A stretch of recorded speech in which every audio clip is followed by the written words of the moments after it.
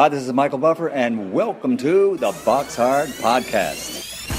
Hello, everyone. This is Mikey Garcia. This the monster from the swamps, Regis Rougarou Prograis. Hey, what's up? This is King Carlos Molina, former IBF world champ. This is Michael, the Bounty Hunter, 2012 Olympian and your people's champ.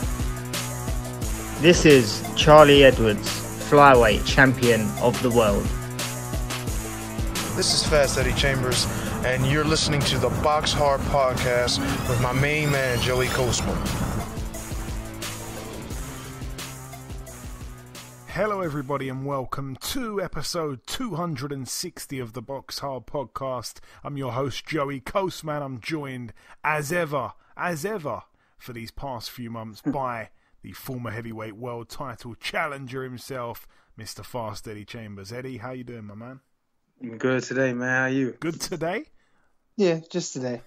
You know, sometimes it's not so good. No, I'm good every day, man. No one would ever suspect it, man. You always sound cheerful and jolly.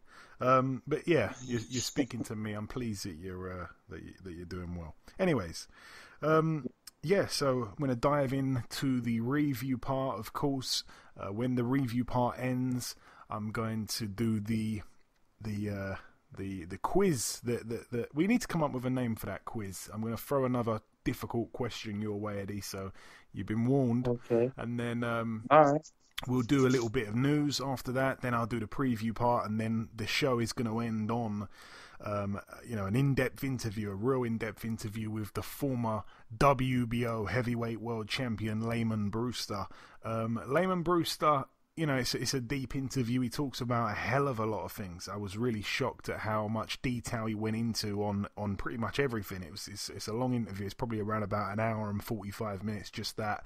So stick around if you're interested in that. There is a little patch during the interview for about 10 minutes where there's a slight echo, and then I notice it, and I actually ended the call, called him back, picked it back up, and there was no echo from that point onwards. So it's very, very slight. I don't think it's going to bother anyone, but I just want to let you know the first 20 to 25 minutes is completely fine.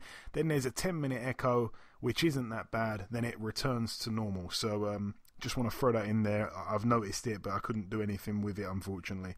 Anyway, leaving that there, let's move on to the review part of the show. We're going to start here in Tokyo, Japan. Last Friday, October 2nd, at the Korakuen Hall, a historic venue in Japan, in Tokyo.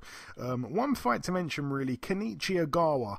I'm not quite sure if he's a former IBF super featherweight world champion or not, because he beat Tevin Farmer. Then I think he fouled a test for PEDs, so I'm not quite sure the situation. But anyway, he's just disappeared, really. But he was back here. Win number 25 for him.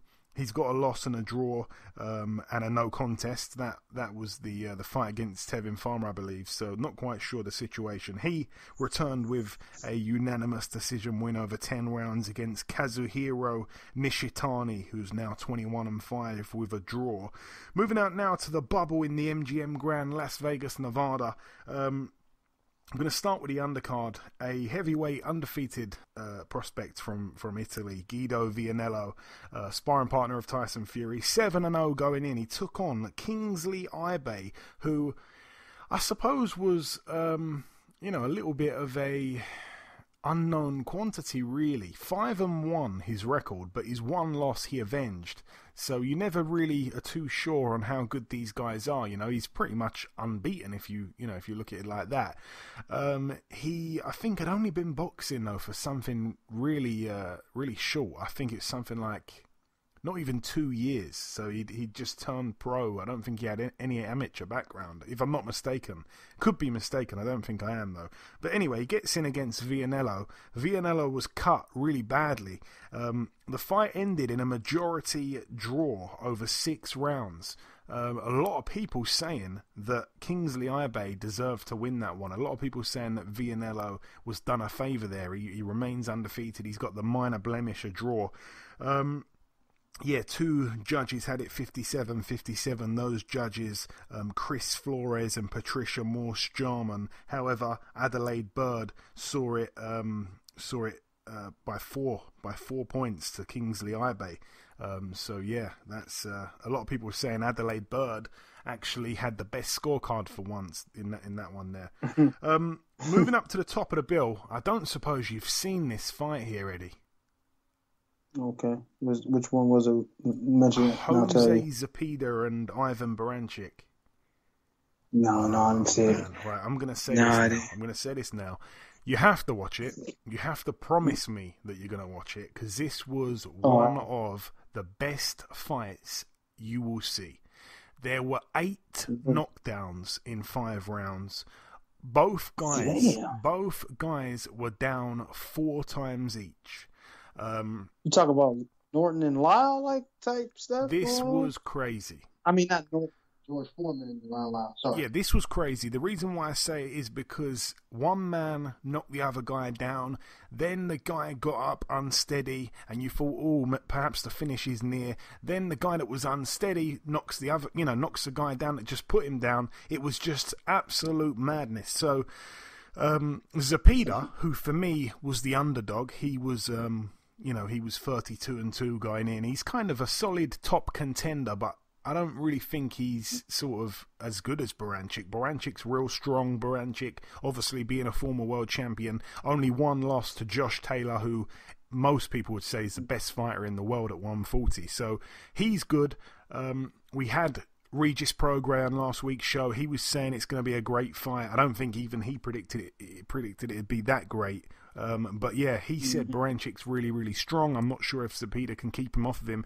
Zepeda was down twice in the first round, once in the second round, and once in the 5th and final round.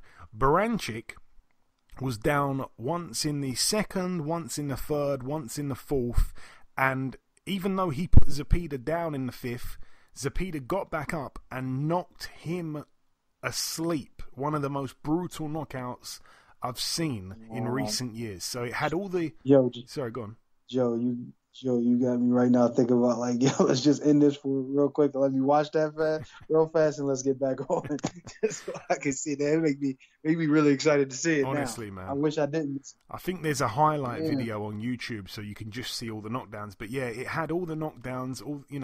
Like I say, one guy knocks the other guy down twice in the first round. It looks like a foregone conclusion, and it ends with both guys going down in the 5th and final round. Zepeda was down first. When he got back up, he absolutely poleaxed Baranchyk, and it was like I say, it had all the knockdowns, but the final knockdown was brutal. Baranchyk was taken to hospital. He looked really He looked in a lot of trouble, actually, but apparently, he's okay. He's fine now.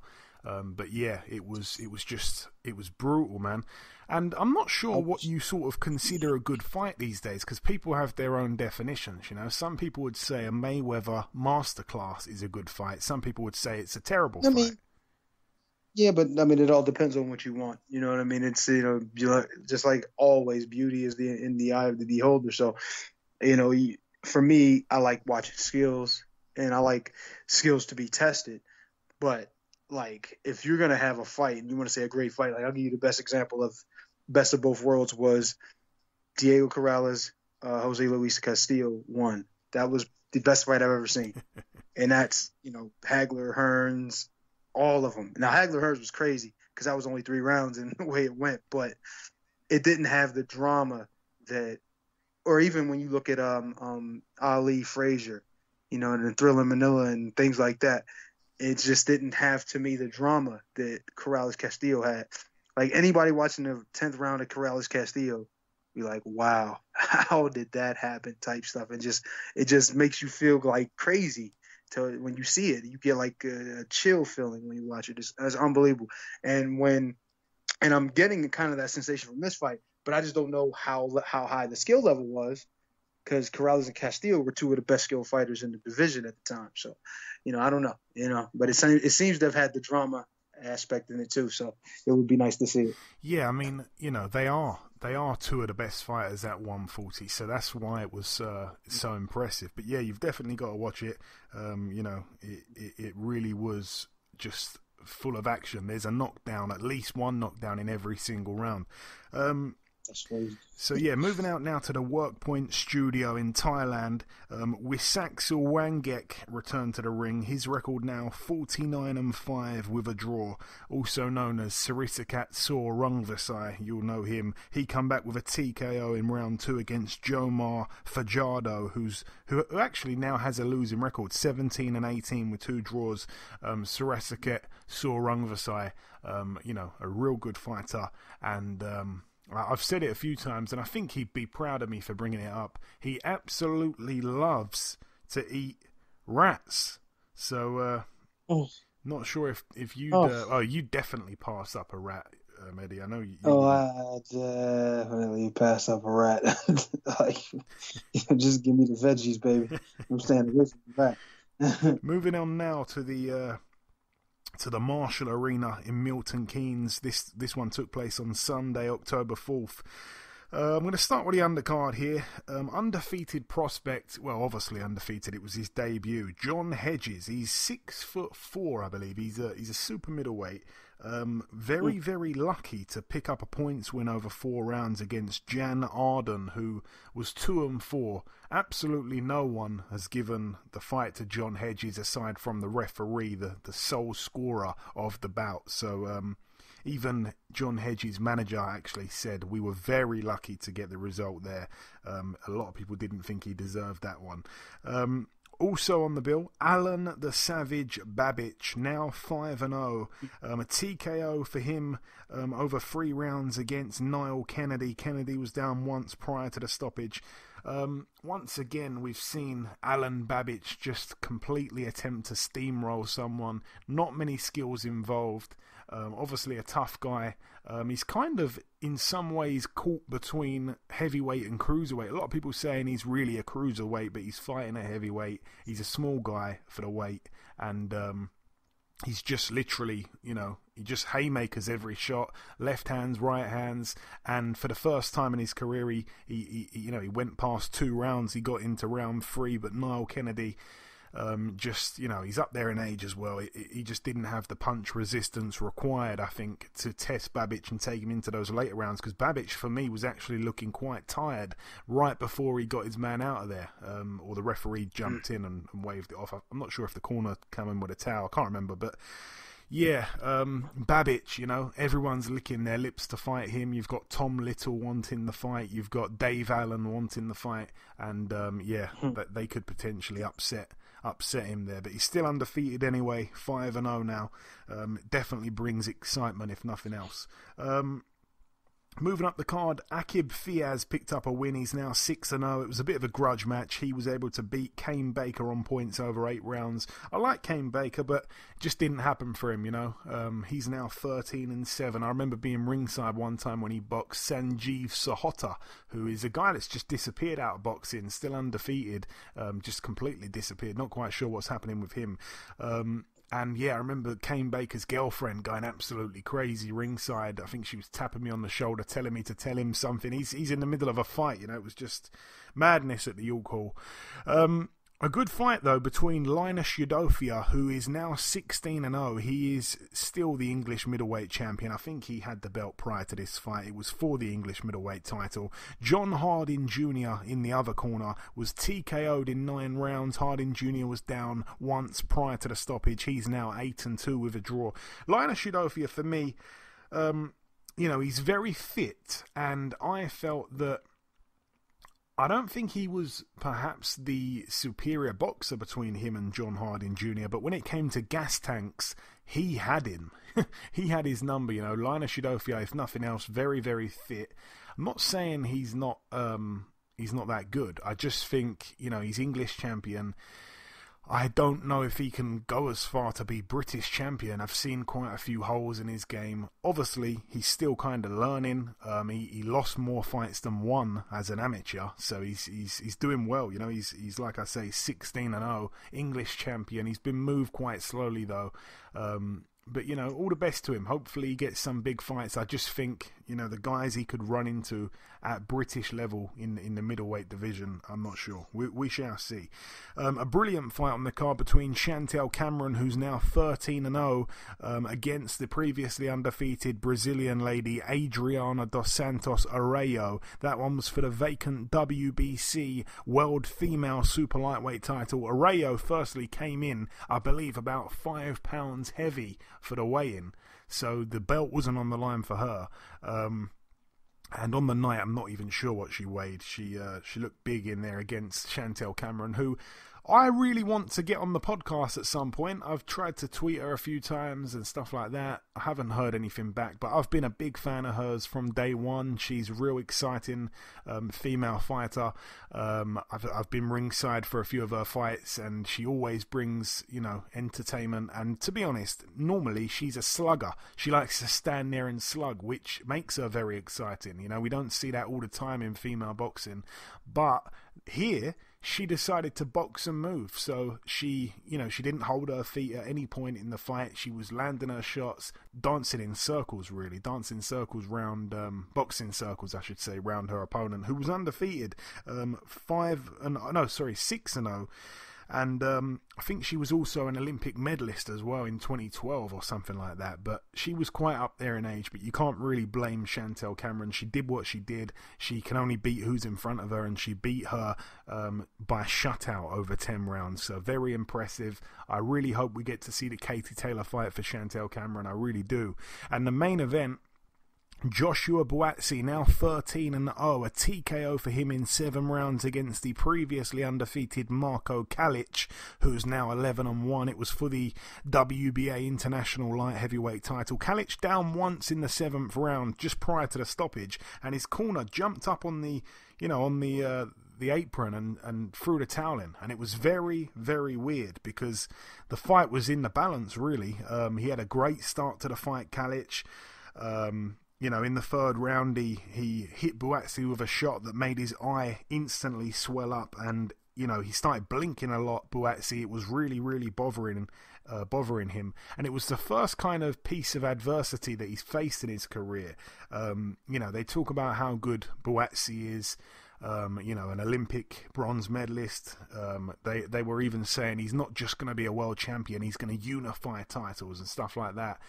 And his matchmaking up to this point was quite frustrating because they say all this stuff. They say he's full of promise, and, you know, he's fighting guys that, you know, that were no match for him, really. And even this fight here, Kalic was a massive underdog. You know, he had little to no hope in most people's eyes in the boxing circle. And I don't know, man. Maybe Buatsi's a bit overhyped. I'm not quite sure. Maybe he deserves it. But, yeah, he wasn't reacting good to the first piece of adversity that he's faced. He did get the win. You know, Kalic's corner jumped up on the apron, like I say, and stopped the fight. But I don't know. It's a good learning fight for him, but I'm not sure. I think, you know, on that performance there, some people saying they'd still favour him to beat Anthony Yarde. I don't know. And I like Buatsi. You know, I'm from the same estate as Buatsi. He grew up 2 or 3 roads away from me. I actually had a mini street fight with Buatsi when we were young kids. I don't even want to say street fight, actually, because it wasn't that. We were rolling around on the floor doing wrestling moves, and he almost broke my neck. But it's another story for another day. Anyway, that's it for the reviewing. We've come to a close on that. It's now time for the. We need to come up with a. What can we think of on the spot, Eddie? It's not going to be called Eddie's quiz. That's just terrible. No. We need to come up with something. Knockout trivia. I don't fucking know. Knockout trivia. Right, I'm going to come up with. We need help with these names because we're pretty useless at coming up with things. Definitely. I really don't know. Anyways, the question that we have, this one's been sent in from a trainer, boxing trainer who listens to the podcast, called John Tandy. He's doing well over here. You know him? I know John Tandy. Yeah, I know that name. Definitely. Really? Yeah, no, seriously, I do. From here in the UK, yeah? Yes, definitely. Okay, that's surprising. Anyway, he's doing well at the minute. training a guy. He's undefeated, Casey Kamadi, I think it's pronounced. He's world ranked and all that. But yeah, his question is, he says probably an obvious one, but who is the heaviest heavyweight champion? I don't think it's going to take you long to get that. Was it Butterbean or Butterbean? He wasn't no heavyweight champion, man. Oh, damn. I thought he was in heavyweight. He's a heavyweight champion. My bad. Sorry about that. Well, it's Nikolai Valuev or Valuev, how you say his last name? Yeah, you nailed it. He says, standing at a height of 2.13 meters, also known as 7 feet tall, and a peak weight of 149 kilograms, which is 328 pounds. Valuev is best known for being the tallest and heaviest world champion in boxing history. He fought Monty Barrett, right? Yeah, for Monty Barrett. Fought John Ruiz fight. Did he fight John? Who? Valuev. Yeah, did he fight John, or was that? I mean, I don't know. I know he fought Vander. Yeah. And he fought Larry Donald too. Yeah. But I'm trying to remember if he fought John. Anyway, he fought Monty, and that was the biggest weight difference in a heavyweight world title fight ever, because Monty was small, and really? Valuev was just fucking. He's a monster. Like he was like the Andre the Giant. Yeah. And they're literally that size. Yeah, he was. Well, Andre the Giant was, I think, like 400 pounds, but this guy was 328, which is basically he's the same size as Shaq. Jeez. Because Shaq is around that size. Yes, Shaq is huge. So imagine him. Yeah, man, that is crazy. I heard, I'm not 100% sure, but I heard that he, after boxing, started working on kids' TV shows, reading stories and stuff to kids at bedtime and stuff, which is the most weirdest job you can ever get, because he's not like a guy that you'd look at on the TV screen and feel really relaxed and you're going to sleep. You'd be quite scared, and that's no offense to him. But he's a maybe big, it was like guy. Scary stories. Maybe it was scary stories. yeah. Maybe they were. Maybe they pulled him in for the Halloween specials. Who knows? How about that? That's crazy. But all the best to big Nikolai. So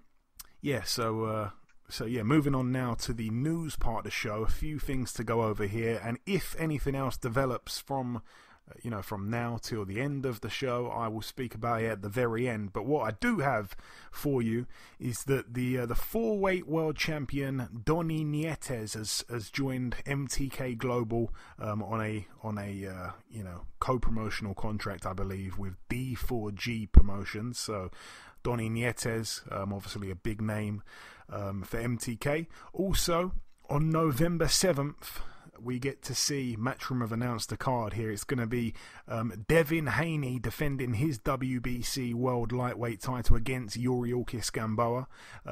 And on November 27th, we get to see Daniel Jacobs headlining against Gabriel Rosado.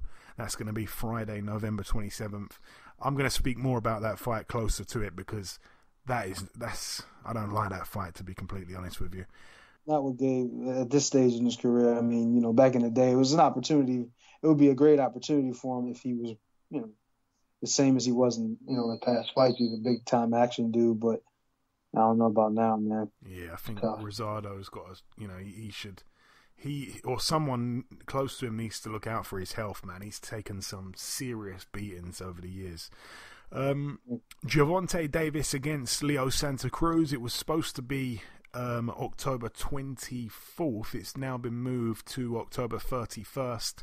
So that's it's been pushed back a week. So obviously last week's guest Regis Prograis, he's going to be on that undercard against Juan Heraldez, the undefeated fighter. So again, that's also moved back a week. There's a real good women's boxing card that's been announced for November 14th. It's Matchroom putting the show on again. We get to see Katie Taylor defending her belts against Miriam Gutierrez, who's 13-0 with 5 KOs. That's a mandatory, by the way. We also get to see Terry Harper. She's defending her... What belt has she got now? She's got the WBC and IBO World Super Featherweight titles. She defends against Katharina Fanders, I think it said. She's 13-0 with 2 KOs. She's half Spanish, half Norwegian. I think she's the interim champion as well, something like that. So yeah, that one should be quite good. And we also get to see, this one for me is the best fight on the card, and I say it for this one reason. It's for a world title, so it's a triple female world title card. And again, it's on November 14th. We get to see Ebony Bridges. She is a Australian fighter, undefeated. She takes on Rachel Ball, who last time out upset Shannon Courtney. And Ebony Bridges is only 4-0 with 2 KOs. Okay, so she's 4-0 with 2 KOs. She's fighting for a world title. She's very, very much untested. And you're not going to probably know this, Eddie, because you're not really on Twitter. But she's pretty much famous amongst British boxing fans, especially for her looks rather than her boxing. Not many people have actually seen her fight. And she's been doing... Go on, what'd you say? No, I can imagine. Because with women's boxing, I mean, don't get me wrong, there's popular female fighters and all, but if it's something like a female's looks are exceptional or something like that, it's probably going to overshadow, because there are a lot of people who aren't really as hardcore boxing fans enough to be watching women's boxing as much. I'm saying as much. Don't get me wrong. There are people out there that are watching. Don't get me wrong. They're exceptional at what they do. However, I'm just saying it's not as popular. So if somebody looks a certain way, that's going to draw attention. Yeah. And I think that's really what it is, because lots and lots of people have said, we've tried to find footage of her on YouTube. There's only like some clips of her in her amateur days or whatever. There's like one video, so no one's really seen her fight. They just all think she's good looking or whatever. So she's in a hard fight, because her opponent Rachel Ball is very very aggressive, and I'm really excited. We're gonna get to see if this this really pretty woman that everyone's into, she's got a ton of followers now on Twitter, is she actually any good, or is she just famous for her looks? She's doing well outside the ring though, Eddie, because I think she managed to sell a pair of her used socks for about £500. Okay, all right. So, I mean, that's interesting, but the thing is, I think I've seen this one. Yeah, because I've seen it on Twitter, actually, which is funny enough. There was a picture of her. I was like, wow, she's actually a fighter, or it might have been on Instagram. I'm not sure. Yeah. And I was like, wow, she's actually a fighter. That's crazy. I mean, don't get me wrong. There are other pretty girls who are world champions. Trust me. I've seen, not say lots, but I've seen a good amount.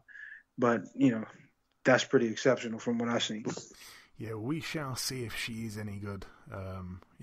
See if she's any good. Anyway, moving on to the preview part of the show now. I'm going to start here later tonight in Ukraine. Denis Biranchyk, 13-0. This one's for the WBO International Lightweight title. The thing I like about Biranchyk is he has had the most craziest ring walks I've ever seen. I think one time he came out with, he was being escorted to the ring by police, and he had his arms, handcuffed behind his back. There was another time where I think he ran through like loads of panes of like sugar glass, so he went smashing through all these panes of glass to the ring. And I think he might have even... Did he go as the Incredible Hulk one time? Could have him mistaken with someone else. Anyway, he takes on Viral Simeon, who we know quite well. I think he's been in there with Lee Selby. I think he's been in there with Scott Quigg. And I think they both went the distance with him. The only man to have stopped him is Shakur Stevenson. That's off the top of my head. I believe that's right. So that should be decent there in Ukraine. Moving out now to the Caesars Palace in Dubai, United Arab Emirates. Over here we get to see the undefeated Viktor Kotichigov. 12-0. This one's for the WBC International Lightweight title. He takes on over 10 rounds our very own Maxi Hughes, 21-5 with 2 draws, coming off that brilliant upset win on a Wednesday evening over John O'Carroll. He really pulled off the upset that night, and he's been thrown in the deep end straight away there in Dubai. Moving out now to the bubble in the MGM Grand Las Vegas, Nevada. On the undercard over here, definitely one to keep an eye on. Real good amateur, real good professional so far. Lorenzo Simpson, 8-0 in an 8-rounder against the undefeated 11-0 with 2 draws. Sani Duverson. Also on the bill, we have topping the bill, Emmanuel Navarrete, 31-1. This one's for the vacant WBO World Featherweight title. He's moved up there from Super Bantam. And he's taking on the undefeated Ruben Villa, who's 18-0. It's over 12 rounds, of course. Really interesting fight. Ruben Villa, holds wins over a hell of a lot of guys in the amateurs. He was a sensational amateur. I think, if I'm not mistaken, I think he beat Devin Haney. I think he beat Shakur Stevenson. I think he beat a whole host of names. He was a real good amateur, one of the most feared amateurs apparently, even though I don't follow the amateur scene too much. But yeah, as a professional, 18-0, he takes on a seasoned top quality fighter in Emmanuel Navarrete, but Navarrete's moving up in weight, so very interesting there, like I say, for the vacant WBO Featherweight World title. Moving out now to Quebec in Canada. This one takes place on Saturday night. David Lemieux, former world champion, 41-4 in a 10-rounder against Francis Ntetu, who is 17-3. Moving out now to Germany, a very good fight for the German fans anyway. This one's for the interim WBA World Light Heavyweight title and the IBO World Light Heavyweight title. Dominic Bozel, 30-1 in a 12-rounder against Robin Krasnicki, 50-6. All the best to both men there. And the final card to mention takes place at the BT Sports Studio in Stratford, London. Again on Saturday, we get to see Nathan Gorman, 16-1. He's in a 10-rounder against Richard Lartey. This fight, again, was supposed to take place a few weeks ago. They couldn't get Richard Lartey's visa sorted in time. It's now sorted. Lartey, obviously, he's known for having a quite entertaining fight with Daniel Dubois, where they both completely went at it, punch for punch, like an ice hockey fight, and he seemed to wobble Dubois momentarily, so that'd be interesting there. Also, friend of the show Willie Hutchinson gets out again. He's 12-0. He's in a 10-rounder against Jose Fandino, who's 15-7. James Metcalf, 21-0. He fights for the Commonwealth title against Jack Flatley, who's 16-1 with a draw. And the main event, Liam Williams, 22-2 with a draw. Obviously the mandatory for Demetrius Andrade. However, because of everything that's going on at the minute with travel and stuff like that, that fight has kind of been pushed back a little bit. I'm not sure when that's got to happen by. So he's kind of dropped down a level. He's defending his British middleweight title against Andrew Robinson, who's 24-4 with a draw. Quite a tough guy, Andrew Robinson, domestically, but I don't think will be any match at all for Liam Williams. I think Liam Williams absolutely steamrolls him, unfortunately. So all the best to both men there. But yeah, Liam Williams, that's quite an easy fight, really, I believe, on paper there. But anyway, that brings the preview part to a close. So like I say, we've done the reviewing. We asked Eddie his question, which, we need to come up with a name for that segment. So we're open to suggestions for that for sure. I've done a bit of news and obviously the preview segment as well. And there is one other piece of news that I completely forgot to mention. For the UK fight fans, on October 17th, finally, a broadcasting outlet has announced that they will be showing after all, they will be showing Lomachenko against Teofimo Lopez. So you can see that on the Fight TV app. And again, if you want money off of that, because I think it's $9.99 on pay-per-view, if you want money off of that, there's a sign-up bonus or something like that. I've got a code for it, so hit me up on Instagram or Twitter. I can share my code with you. You can save money, I can save money. So again, that's Fight TV, FITE TV. And if you've got a smart TV, you can literally press a button and throw the picture from your phone to the TV. So it's really quite good. So yeah, if you need my code, hit me up. And yeah, just before we bring in our sole guest on this week's podcast, the former WBO Heavyweight World Champion Lamon Brewster, I'm going to say goodbye to you, Eddie. Thank you once again for helping me out here. And I just want to let the listeners know that, if you've listened to this podcast for a while, or if you've ever listened to Eddie speak, you can tell he knows his boxing. He's very, very informative. He knows everything there is to know about boxing. And you can now book Eddie for boxing lessons on Zoom. Eddie, tell us more about that, please. And how can our listeners get in touch with you if they do want to do that? Well, no, it's pretty simple, really. I mean, you just want to, through Instagram, or even now I have Facebook as well, and even through a friend of mine's website, because mine is not up at this point. So you can go to CoachAnthonyBoxing.com.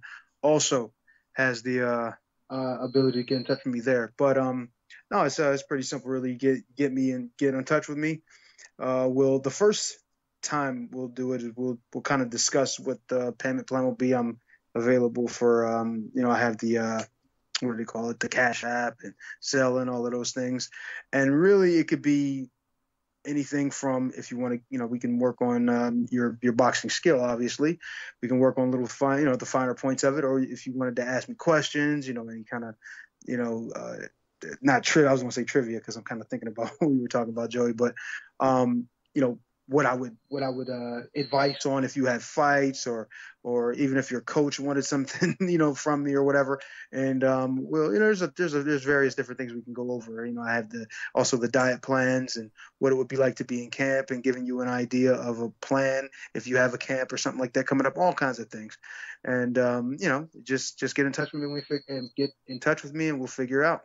Absolutely. And the best way to contact Eddie, I guess, is on Instagram, and your Instagram is at Fast Eddie Chambers, right? Yes, sir. You got it. At Fast Eddie Chambers. Pretty easy. Yeah. And how long are these sessions, by the way, Eddie? For example, how long are these sessions? Well, I was thinking, there's different things we can do with it, obviously, and I'm always known for going over the time because I'm kind of long-winded in the explanations most of the time, but they're generally for an hour. You want to go for an hour, have a nice amount of, because you don't want to just go on and on and on and on and on, because there's you can get out of line with it and get a little long-winded with things that almost don't even really matter. So we kind of want to get right to work, and get straight to what we need to do, and whatever that is. Don't spend too much time. Like, that's why I say sometimes I'll go overtime, because we'll just spend time talking about what we did and how you can improve, and in that way we could just save that for another session. You understand what I'm saying? It just makes more sense to have a time to adhere to, not only just for the lesson itself there, but to leave room open, maybe if you wanted to come back and do it another time, or if I had more, because I'm busy as hell all the time. But if I had another session, or if you had something you had to do, let's just leave it at one particular time for an hour. And even I was thinking also, for those who don't want to spend, whatever I'm going to charge, I'm even thinking about doing the half hour as well. You know what I mean? To kind of give more people an opportunity to do it. Like I said, you can kind of squeeze some of the sessions into a half an hour, or you can just do one session this day and then do one session another day, and then make it into an hour, but you still get enough information where you can get yourself in shape, or just information in general on boxing technique or whatever. Okay, excellent, man. So again, if you want to do that with Eddie, you can hit him up on Instagram at Fast Eddie Chambers, or you can always contact me and I'll put you in touch. If it's easier, if you follow us already or whatever.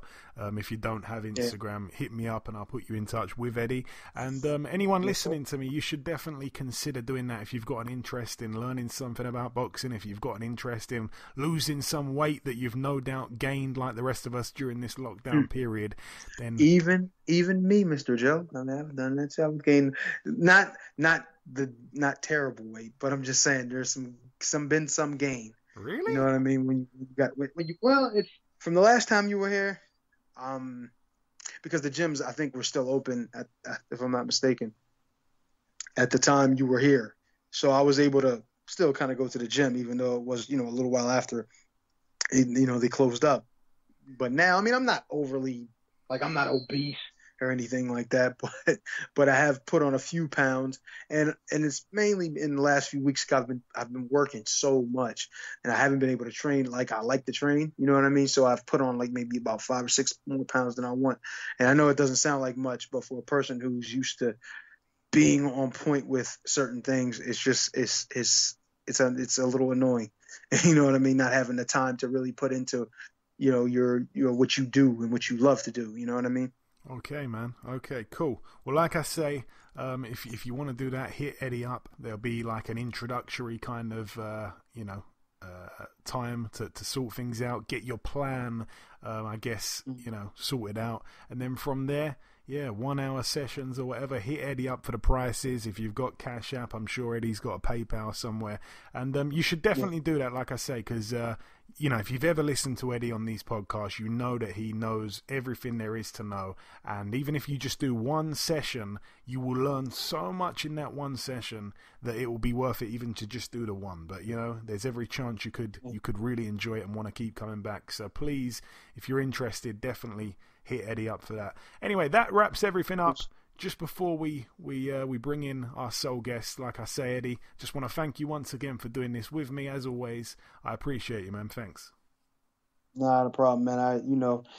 Anytime I enjoy this. Like I said, this gets me, talking about boxing, getting talking just in general. I love to do that. So this is an opportunity for me just as much as you, son.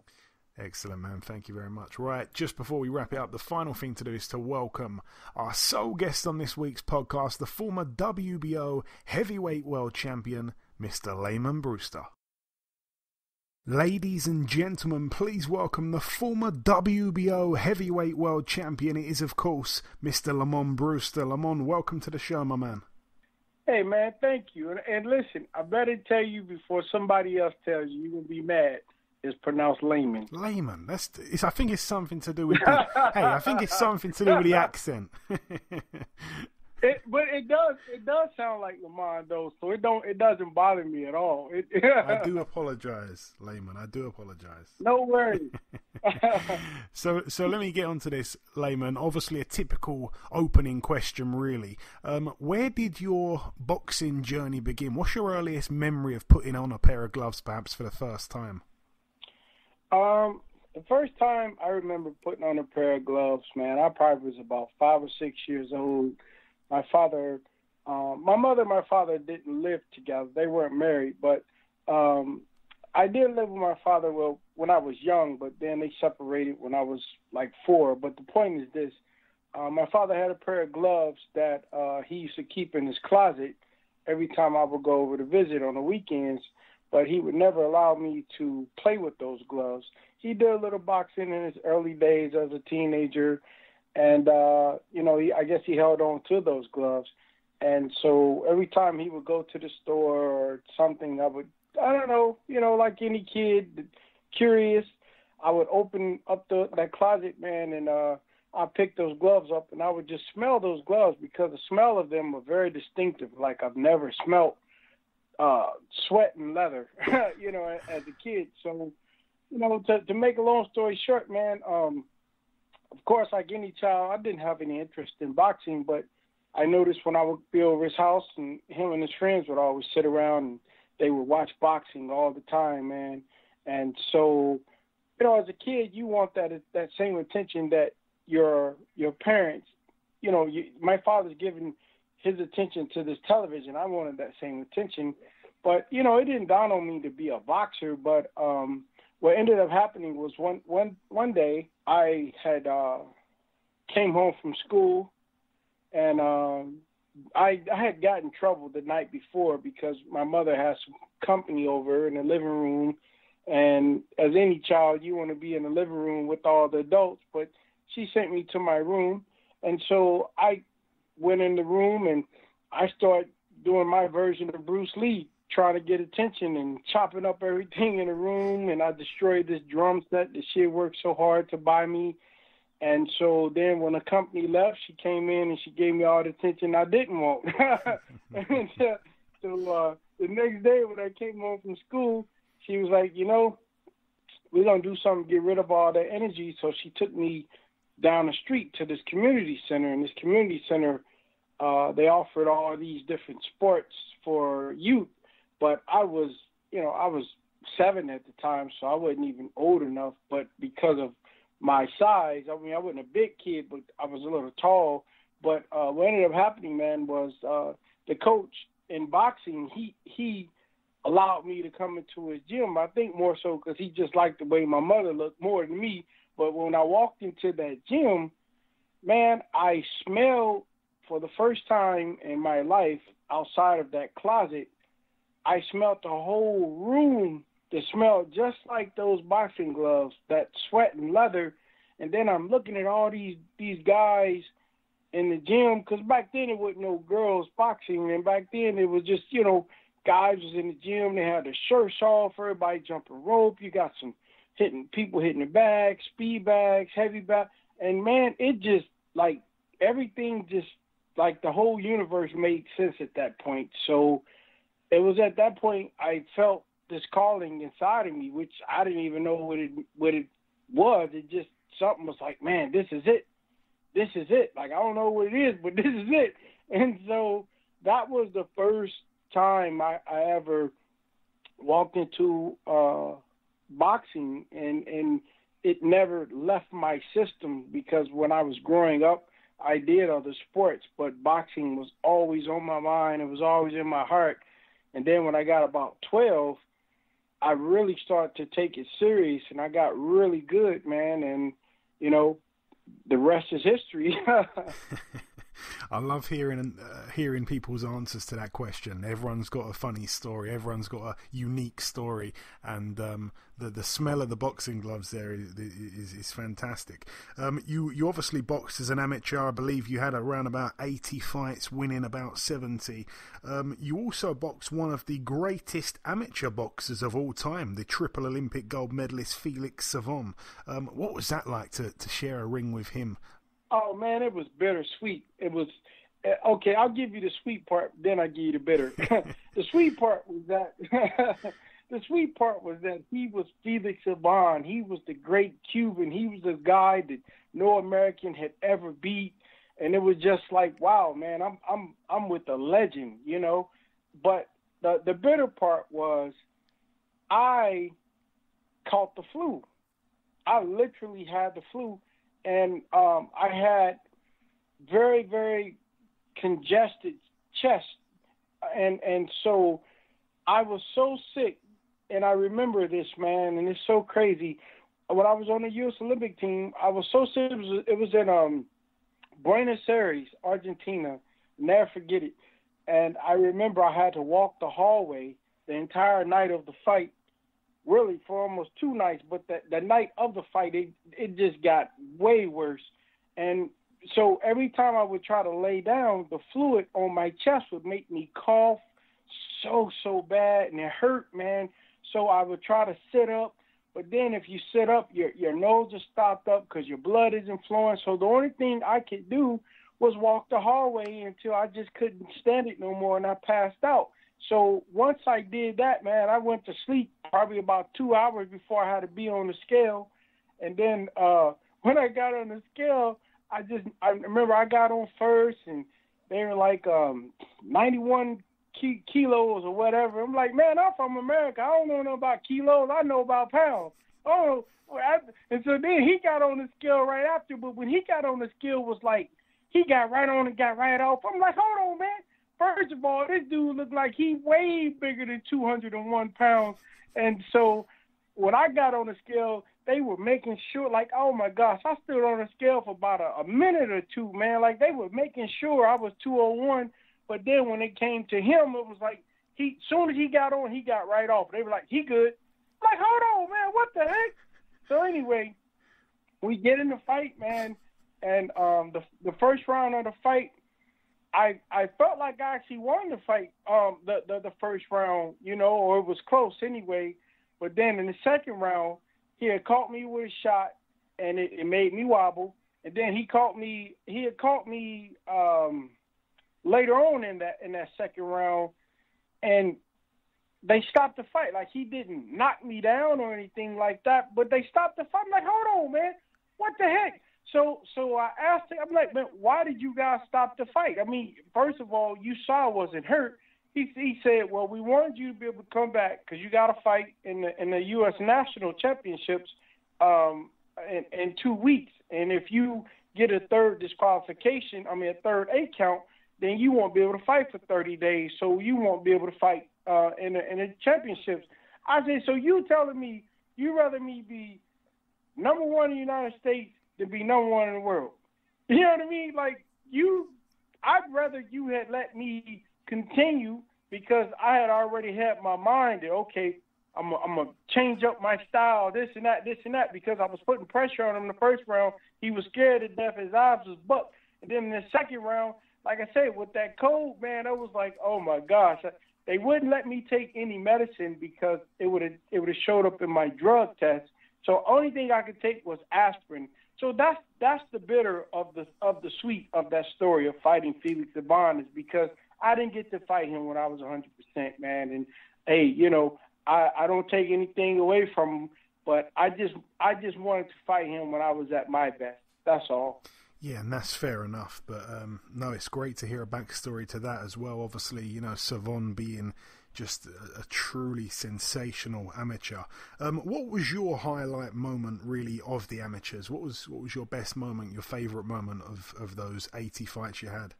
Man, you were the first person that ever asked me that. It's always good to hear that.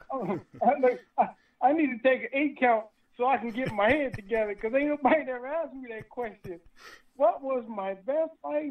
Wow.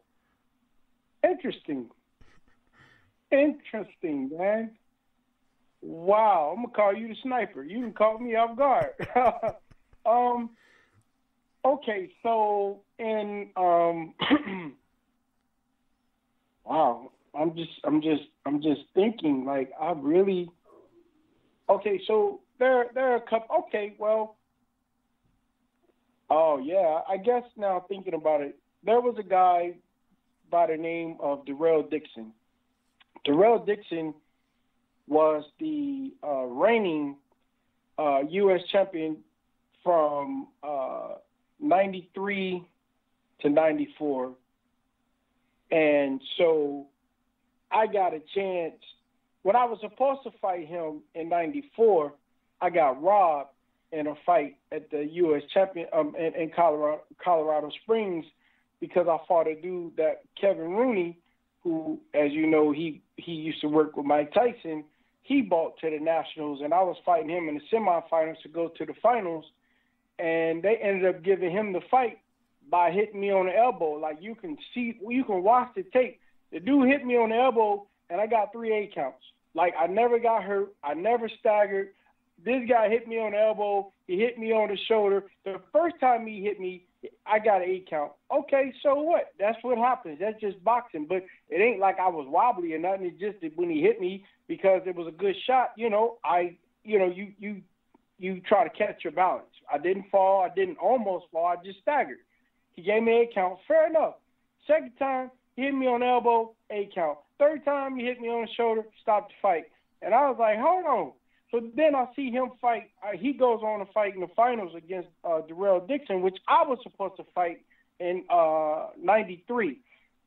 And so I believe, no, it may have been 94. But the point is this. So I'm like, oh my gosh, man! Like this dude, Darrell Dixon, he's a really, really good fighter out of Chicago. Remind me of Tim Witherspoon because he had a really good overhand right.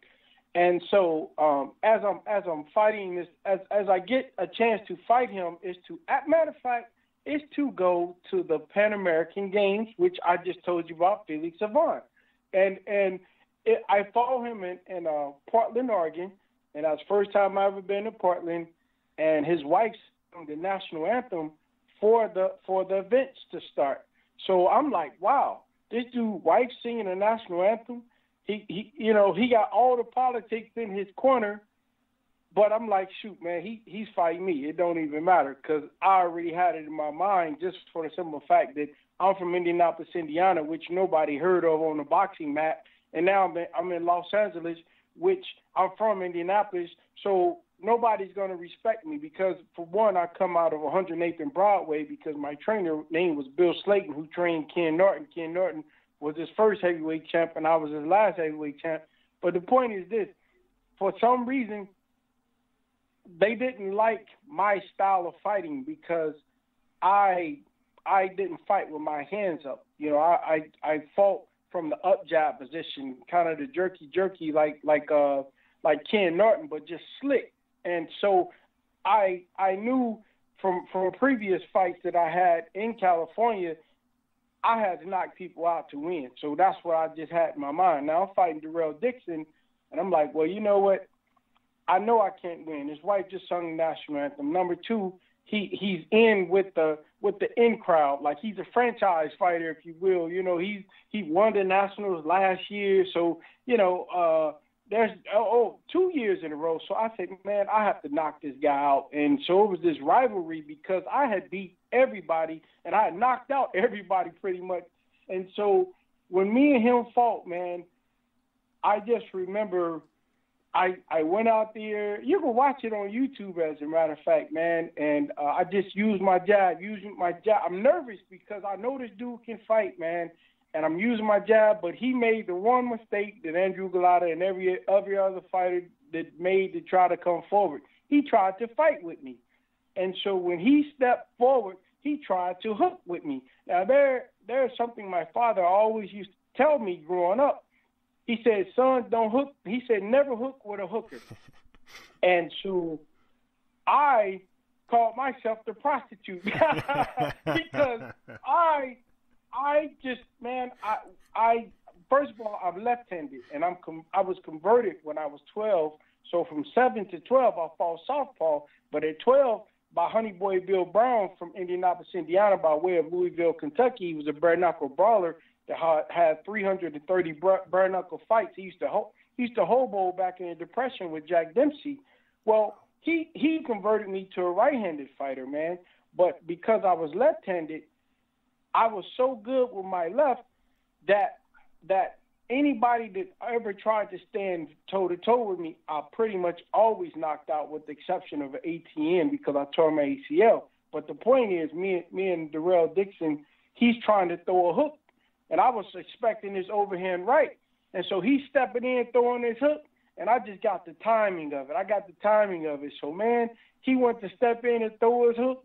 And like I told you earlier, because I was a big Bruce Lee fan. I don't know if I said that, but I was a big Bruce Lee fan, and I understood footwork, I understand calculation, I understand timing, I understand chi and everything that went with martial arts. So I was paying so much attention to everything he did that when he went to throw his hook, I just knew to just be a little more technical, a little more shorter, and just perfect timing. And, man, I threw that hook, dude, and he ran right into it, man, and that was it. I knocked him out to go to represent America in the Pan American Games, and I was made the team captain, as a matter of fact. So that was the fight that I would say that stands out the most in my mind, because I beat the man that everybody had beat. He had beat everybody, and everybody was afraid of him or whatnot. So I knocked him out. No, that's great, man. That's great to hear that, and I'm pleased that no one's ever asked you that. That makes me feel good as well. Lamon, getting on to your pro career, you turned pro November 8th, 1996 in Las Vegas against Moses Harris. The fight only went one round. Do you remember much of your pro debut? Do you remember having any pre-fight nerves or anything like that at all? Yeah, man. I had a lot of pre-fight nerves because of the fact that, so there was a gentleman by the name of Bobby Finch, and Bobby Finch used to be a bodyguard. He did security for the gentleman by the name of Mitch Stein, who allowed me to come out to California and live in his house and sleep in the bed with his kids or sleep on the floor. But he was the one that was responsible for really helping me to take my boxing career further. I graduated from high school in June, and in August I went to California. First time I ever been to California, didn't know nobody and didn't have no money. But he was a lawyer. He's like, if you ever in California, look me up. And so I did, and immediately he hooked me up, man. That's how me and Montel actually ended up getting together, and I got the apartment and asked Montel to live with me and whatnot, man. But Bobby was his security because he was, they called him the Doberman. They called Mitch Stein the Doberman, and he was a trial lawyer. And matter of fact, his office was 9000 Sunset, right across the street from the Roxy. And so I remember I would always sit in his office. But Bobby used to be a security guard because so many people hated this dude because he was unbeatable. And the point is, me and Bobby, we became best friends. Like, if I could say to you, like, for instance, I'm the oldest of 4 boys, and I've never had anybody in my life that I considered older than me that was like my brother. Like, I love this dude like a brother. But the point is, he ended up getting killed, man. He lived in Compton, and some stuff went down in Compton. They say it was behind that whole Tupac mess that happened, but he got killed. And this man had been with me like we was like Butch Cassidy and the Sundance Kid, man. If you seen him, you saw me. If you saw me, you saw him. And he was a positive dude. He wasn't no thug or nothing, but he did do time in prison, and that's how he got so big. But he had gave his life to Christ, and he really was a good dude, man. And so he got killed. And I remember it was right before I was getting ready to turn professional. And so when I turned professional, I dedicated that fight to Bobby Finch. And I remember he used to always wear this hat called No Fear. And so I wore that hat into the ring. And I remember because it was on the undercard of Ike Beabucci, and then he was the headline. Hasim Rockman was on the card. It was a Cedric Kushner card. It was an Arizona Charlies in Las Vegas, man. And it just meant a lot to me because I had been through so much in my life, and now here I am turning professional. I didn't get to make it to the Olympics, and man, it was just like an unreal moment. And so the guy I was fighting, they told me he was a conventional fighter. I come out, this dude is southpaw. Like, oh my gosh, my first fight is against a southpaw, man. And I hadn't, it ain't like I had any fight tape on this guy or anything. So when I got in the ring and when the bell rings, and then, you just got to adjust on your feet. But thank God, because of all of the boxing experience as an amateur, I had fought southpaws. It wasn't no big deal. I was able to take care of business. But that fight meant a lot to me, man, because that was my dedication to Bobby, because I know without Bobby, I wouldn't, I wouldn't be here today. Like, he was my big brother. He gave me the courage, and I'm in Los Angeles all by myself, and he gave me that protection that I felt that I needed, that I know I needed, just to get up every day and run no matter where I was. He'd come get me, and he was always there for me. So that fight meant a lot to me. No, again, it's brilliant to get this backstory, and you mentioned there obviously Ike Beabucci on the card as well, Hasim Rahman. You were really fighting on cards with big name guys very quickly. Obviously, in your second pro fight, Tommy Hearns was on that card as well. But moving forward, let's fast forward to May the 6th, 2000. By this point, you're 23-0 with 20 KOs, 15 of them within just 2 rounds. You came up against the then undefeated 15-0 Clifford Etienne. On this occasion in Pittsburgh, it would be your first career loss on points unanimously and wide, actually, over 10. What do you recall of that bad night there? Well, you know what, man? There were circumstances why I lost that fight, and it was my fault. Number one, I used to be married to an actress, and it was a very hard breakup. It was a hard divorce for me mentally because, like I said to you, I lost to go to the Olympics.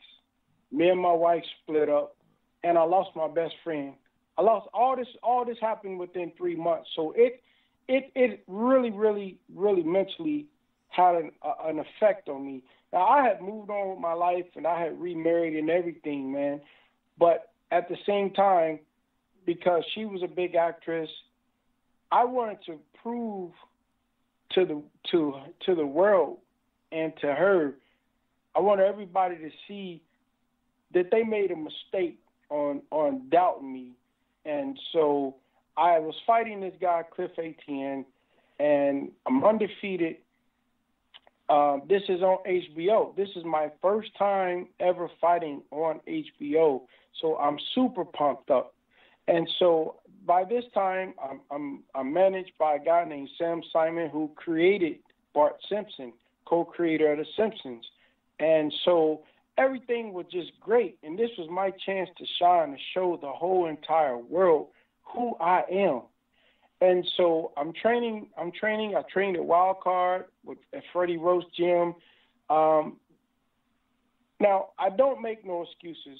I lost the fight. I'm just going to put that out there. But I'm going to tell you my side of the story. Number one, for that particular fight, I trained to box him. I couldn't get sparring for some reason. I don't know why. I could not get sparring. But that's not no excuse. Number two, I was so hyped up before the fight that I lost my cool because all this time I saw that he was undefeated and he was from prison and everybody, I'm like, man, hold on, man. He ain't did half of the things I've done. I'm Lamon Brewster. Are you crazy? I'm one of the most decorated amateur heavyweight. I'd have knocked out everybody in the amateurs. Like, really? I'm going to kill this dude. But I said I was going to box him because the rule in boxing is don't slug with a slugger and don't box with a boxer. Being that he was a slugger, I didn't want to slug. So I trained that entire camp to box him. But because of the magnitude of the fight, my first time on HBO, I'm super excited. I wasn't able to control my nerves. I wanted to show the world who I really was. And then my trainer, God rest his soul, Bill Slayton, as I'm walking to the ring, he says, son, you be the boss. And when he said that, because I'm already like, man, I'm on HBO and this and that. I'm undefeated. The whole world about to see. I'm about to be the coming of the next Mike Tyson. And so I just totally let my game plan go out the window. So when I get into the ring, I noticed that the ring was a little soft. Now, a soft ring is made more for a brawler. But again, I told you I came out to box. My whole goal was to box. Keep me stay on the outside, keep turning him. Because I felt like ain't no point in slugging with him, even though I can slug, but I want to show people that I can box because I can. But what happened is when the bell rang, I was so excited. My energy, everything was my adrenaline. I was just hyped, man. I didn't calm down. And like I said, after my trainer said, you be the boss, I was like, look, forget that. I ain't boxing. I'm fighting this dude, man. And so I just came out and just start winging punches I'm throwing from from the fence, man. I'm trying to knock this guy's head off, man. And he had one of them kind of styles where he kept dipping down. Now I could have did what any fighter would have done that cheats, and I could have chopped down on the back of his head and knocked him out. But I'm not a dirty fighter. I don't believe in that, so I didn't do that.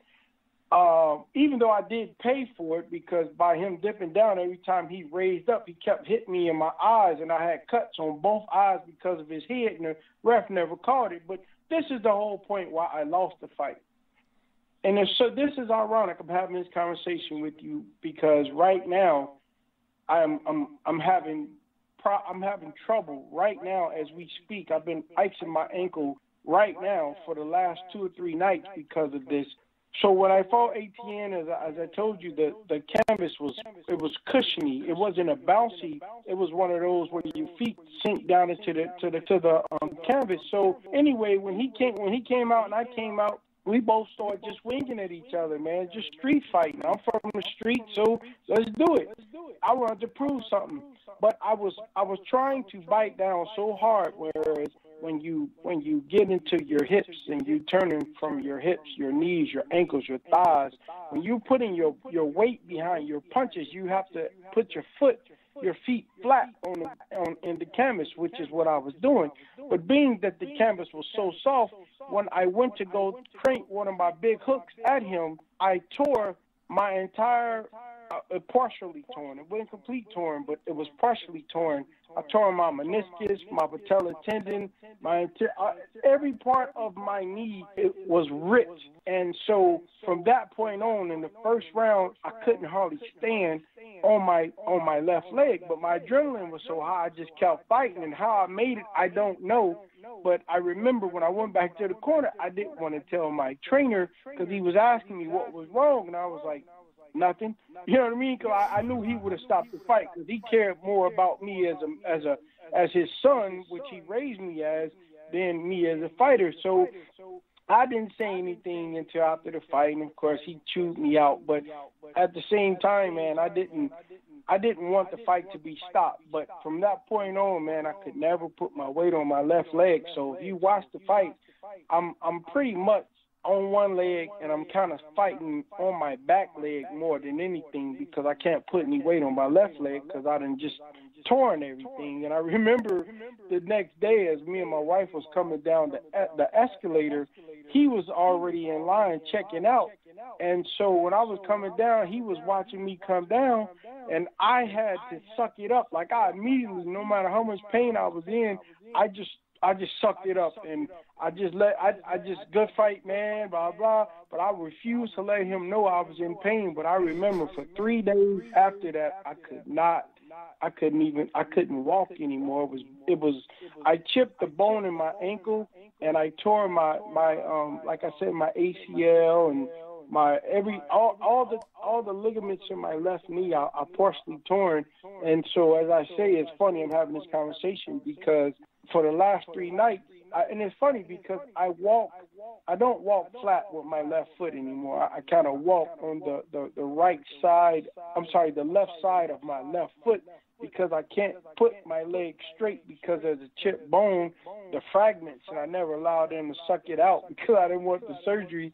But I'm paying for it now, and as now I'm 47, and that was umpteen years ago.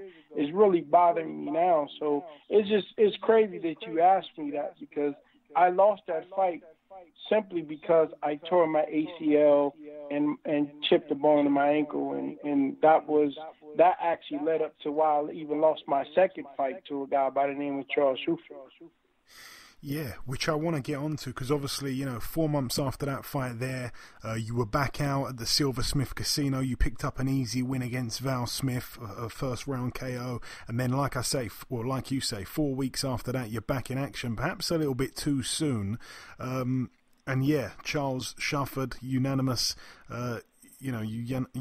loss over 10 rounds on the Mayweather versus Augustus undercard in Detroit. So 2 losses in just a 5-month period. Tell us about that one there, Lamon. Well, what I did after the ATN fight, there's a gentleman by the name of Dr. Leroy Perry, and he has a a back place. He's a back specialist, and it's called ISI Institute in Los Angeles. He told me that he was going to try to help me to strengthen my knee without having surgery. So he found these people up in Vancouver, and they had me they flew me up to Vancouver, and they put my knee in this box that it sends these electrical pulses, these signals, electrical pulse something. Like for 1 hour, I did it twice a day. You're supposed to do it for 10. You're supposed to do it. The treatment is 10 times. So I did it twice a day up until I did the 10 treatments. But the point is this: it actually reattached my ligaments in my knee without surgery, and so I was able to take that fight with Val Smith. But then after I won that fight with Val Smith, because I had gained so much weight, when HBO called and said, well, we have another ShowBox fight for you, I was like, yes. They were like, Charles Shuford. I said yes, because I was training under Michael Dokes in the amateurs, and Charles Shuford was in the gym, and Charles Shuford was sparring with me when Michael Dokes was training me, and I used to beat Charles Shuford up when we sparred. I mean, he was a good fighter, don't get me wrong, but I would always get the best of him. So I was like, oh, this should be great, and this should be an easy win, because I am, fighting Charles Shuford, and I already got experience with this guy. Like, he's a boxer from the outside, and I just felt like, okay, well, he's a little scary, and I know how to beat this guy. But I wasn't satisfied because, like I said, I had gained so much weight from ATN, because after the ATN, the doctor, he told me I had to be on bed rest. And that was the first time in my entire life I had to be on bed rest. So all I did was watch Dragon Ball Z and eat junk food. So I blew up. I gained so much weight in such a short time, man. And so even when I fought Val Smith, I wasn't at the weight that I wanted to be at. But when I got the fight for Charles Shuford, I was like, okay, you're going to be on TV again. You're going to win this fight. So you got to make sure that your weight is right. So I did the worst thing that a person could ever do. I asked a non-boxer about how to lose weight. I went to Gold's Gym in Venice Beach, and I was asking some of the weightlifters, because they look great naturally, how do you lose weight? Now, yeah, I'm a heavyweight, but my weight meant the most to me, because I believe that my for instance is this: if you took a B-52 bomber and you loaded it up with all the weapons, including atomic bombs, it could never beat an F-16 in the air. So my thing was, I wanted to be the F-16. So in order to be the F-16, I had to shave off some of this weight, because I want to look good on TV winning, and I'm going to fight in Detroit, Joe Louis Arena. Wow. I mean, this was my chance to redeem myself. So I'm starving myself according to what the weightlifters was telling me, which was don't eat any carbs. Well, I have to admit, man, I was ignorant. I didn't know that carbs is the thing that gave you energy. I didn't know that. I thought if you were eating meat, I thought if you were eating meat, that you had energy. And so when I'm training, I'm real tired all through camp, but I thought it was just because I was training super hard, because I really, really wanted to get my weight down. Well, guess what? I got my weight down, but because I had totally depleted my body of carbs, I guess that I thought that once the week of the fight came, I could just eat carbs and then I would get my strength back. I was so freaking dehydrated that it wasn't until 2 weeks after the fight that I actually felt like I was strong enough to fight. So when I fought this guy, man, in the first round, I remember I didn't want to jump on him and I really wanted to take my time, unlike the ATN fight, because I'm on television, I'm going to control my nerves, and I want to make sure that I don't tear my knee. So anyway, when the bell rings, I go out, I'm just taking it easy with him, and then I got him in the right position, and I hit him. Boom, boom, boom. And, man, when I hit him, I said, I got him. I'm going to go on and finish him off. And it was like something from a Bugs Bunny cartoon, man. It was like somebody was under the canvas with a magnet, and then I had, magnets in my shoes.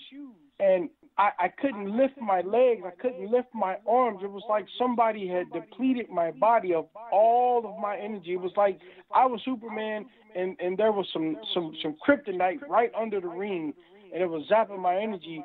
And so from that point on, man, I just was talking to my body like, okay, we're going to throw the jab, we're going to take the left leg, we're going to take a step, and then we're going to throw the left hand. All right, ready? Go. Now, I talked to myself through the whole fight, and the only reason why I didn't quit, man, is because I'm not a quitter, and I remember every time I was going back to the corner, if you watch, I didn't even care if the stool wasn't there. I just sat down. If the stool wouldn't have been, I would have just sat on the floor because I was so freaking tired, man. I'm telling you. And then and people get mad, or shall I say, Schufer got mad when he heard other interviews when I said, like, man, he could have knocked me out, but he was scared. All he wanted to do was run and box, which is what he did. But, man, I was so freaking that if he would have pushed me, I would have fell. I really did. I didn't have no energy. So the fact that he won the fight, you know what? God bless him, man. You know what? He beat me. I can't say he didn't beat me, but, you know, when I offered him to fight me when I was healthy, like he wanted like $10 billion to fight. I'm like, hold on, man, I ain't got $10 billion, but if I did, I'd give it to you. But like he didn't want to give me the rematch. You know, I get it. I wouldn't want to fight me either, especially when I'm right. And Lamon, just before we move on, I just want to pause this and just make sure that everything's recording properly. Nothing hasn't been recorded. I just want to make sure, because there was a couple of weird noises on my end that was coming through. I just want to make sure it's all good. Can I hit you straight back? Yeah, man, that's cool. All right, Lamon, perfect. I'll call you straight back in about 1 minute's time. We'll carry on. I was just going to say, I stopped it there for a second because I heard a couple funky noises a few minutes ago, and for some reason from that point onwards there was like a slight distortion with the sound. It's still very listenable, but I'm glad that I noticed it when I did, otherwise it would have been problematic. But now it's all good, I fixed it, so we're all good to carry on. You spoke there obviously about the Shuford fight. This time after that, this time you spend an entire year out the ring before returning in Inglewood with a first-round KO over Joey Guy. 4 months later, obviously I'm sure you're happy about this one. You come back against Nate Jones for the WBO NABO Heavyweight title. You become the only man to ever stop him when you got rid of him in 3 rounds in Reading, PA. Obviously, he was a guy you had history with in the amateurs in the Olympic trials. After that, you gather a further 3 wins, all by knockout, against Willie Chapman in 6, Tommy Martin in 3, and Joe Lennart also in 3 rounds in March of 2003. You were then out the ring for 13 months before your next big fight, which of course would be the big one for the vacant WBO Heavyweight World title against Vladimir Klitschko. The fight takes place at the Mandalay Bay in Las Vegas. Tell us about the night, Lamon, that you achieve every boyhood's dream of becoming heavyweight world champion. Well, man, that was kind of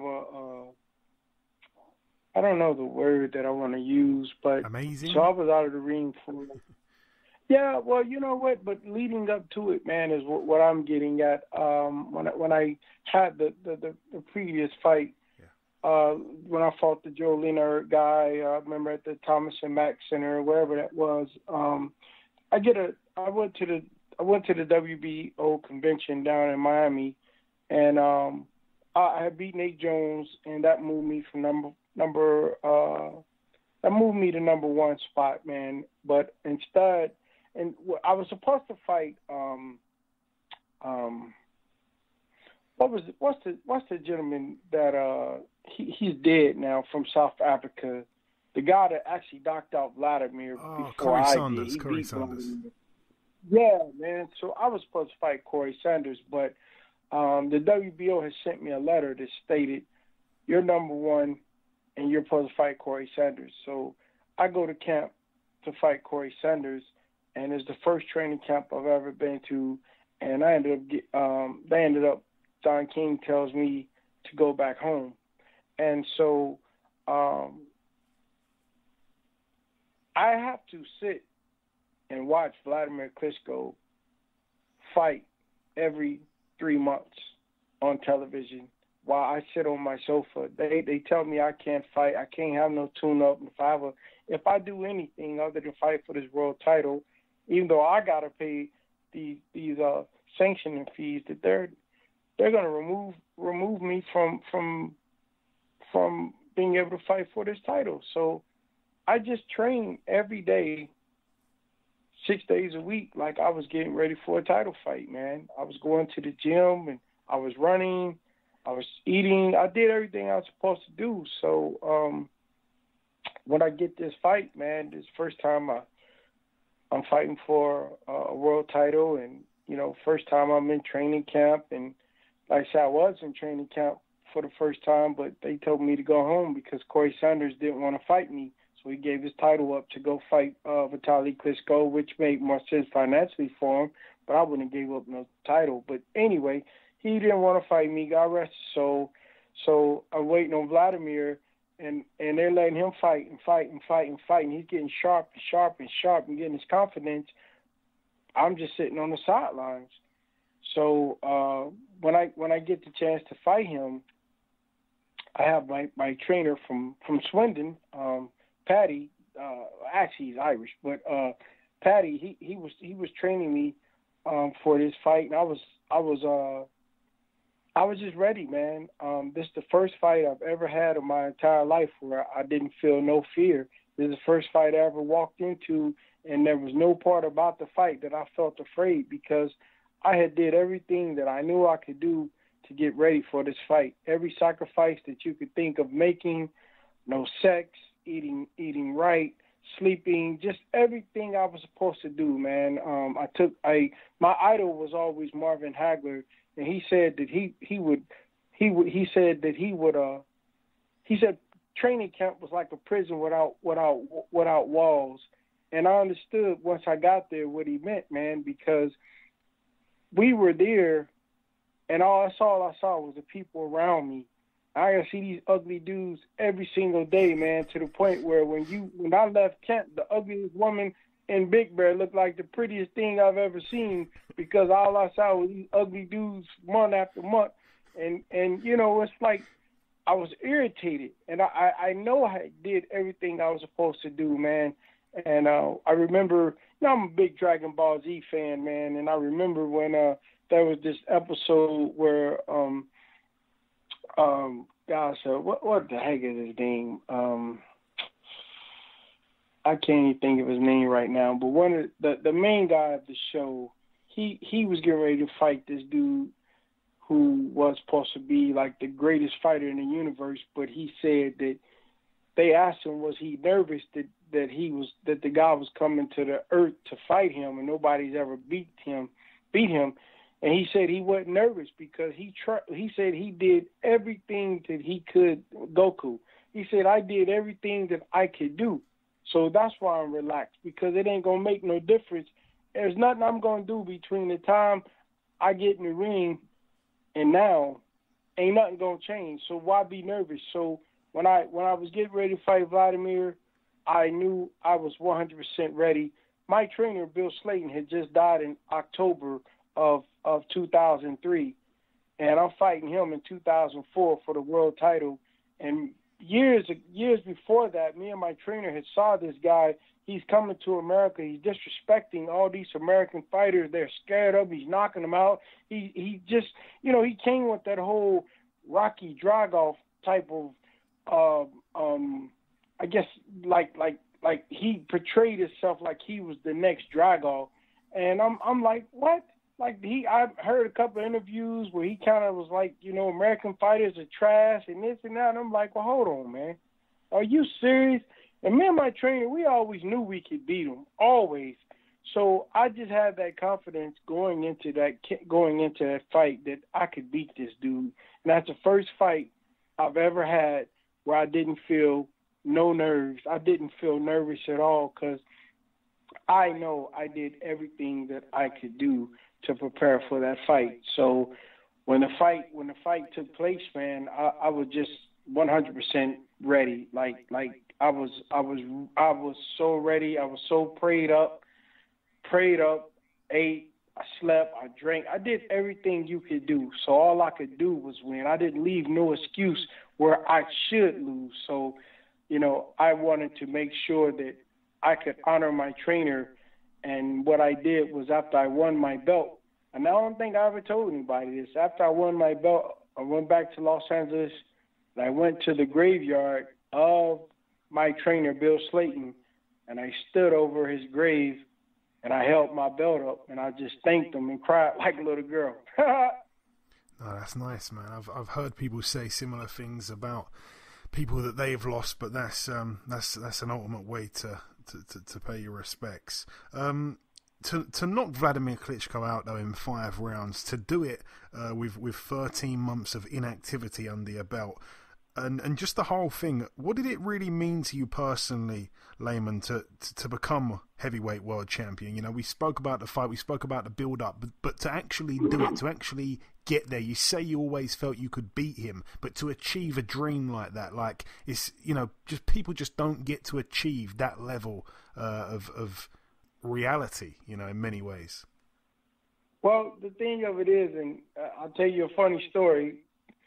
So from the time Sugar Ray Leonard beat Marvin Hagler, my idol, something came up out of me when I was in Indianapolis, Indiana, sitting in my mother's basement watching television on the ESPN. And you know how the ESPN trailer, the dun-dun-dun, dun-dun-dun, and it said, Sugar Ray Leonard has beat Marvin Hagler. Now, I wasn't old enough, and I didn't have the money if I was old enough to even go see the pay-per-view at the time when you'd have to go to a place to watch it, you know. But so when Sugar Ray Leonard beat Marvin Hagler, and don't get me wrong, I'm a big Sugar Ray Leonard fan too, but when he beat my idol, man, something rose up out of me for the first time in my entire life and was looking down on me and said, man, you're going to be a world champion.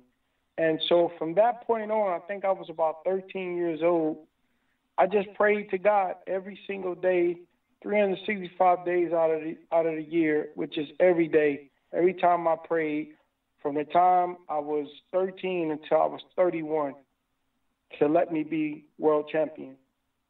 Every day.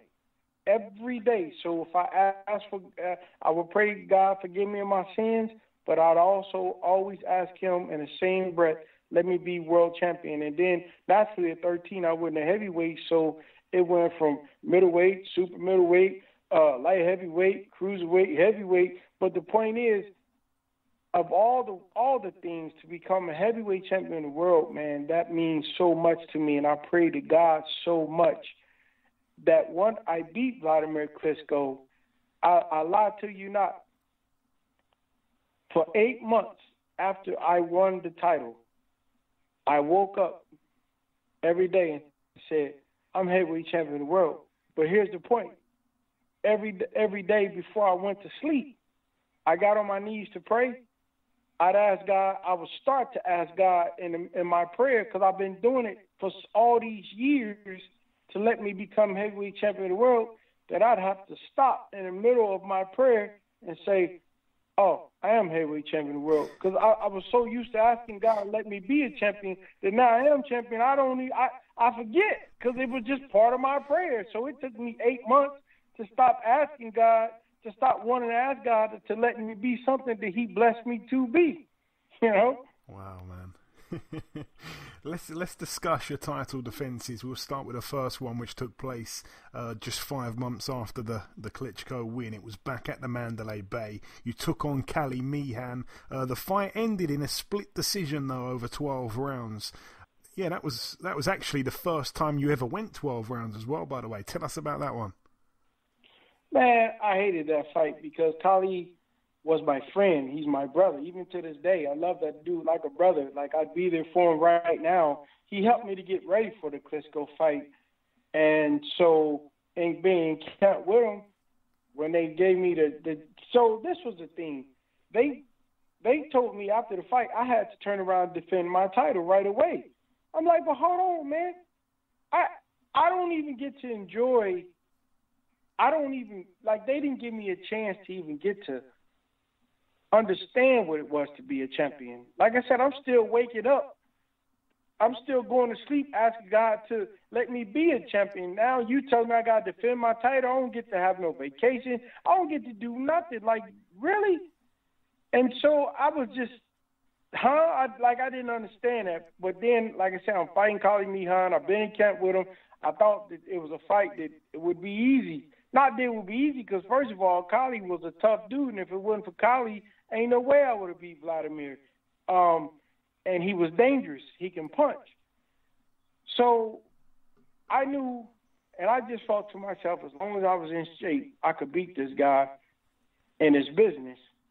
And it was business in my mind all the way through camp, all the way up until I got to the hotel. And as I pull up to the hotel, I think Kali set this up. As I pull up to the hotel, before I see Kali, as soon as I'm walking into the hotel to get registered, the door opens. All Kali kids run out and just hug me. Uncle Lamon! Man, it melted me. I'm tough, I didn't train to beat Kali, it done went out the door. So I can't, how am I going to beat this dude when I'm in my emotional state now. So I'm trying to get past that, man. I'm trying to get past that, and it was just a really tough fight. So when I got into the fight with Kali, man, it was like I couldn't, that killer instinct wouldn't allow me to step on the gas, man. I couldn't pull the trigger like I wanted to, man, because it was like, this the dude that helped me to win my title. This the dude who I done fell in love with this dude's family and, you know what I mean, his wife, his kids. I love this dude, man, like my brother to this day. And it's like, how do I fight this guy, And he's not the Kali that was in camp. He's the Kali that's fighting to be heavyweight champion of the world, which is totally different. And so I'm in there counting the rounds like, man, this fight is so freaking close. And in the third round, I came back and I said to my trainer, Shadid, Luke, I said, I'm losing this fight, ain't I? He said, that's what I've been trying to tell you. Because in my mind, it's a sparring session, And so I was counting the rounds, and I knew it was close. And when the bell rung, I said, man, I think I won by 1 point because I've been counting rounds in my head since the amateurs.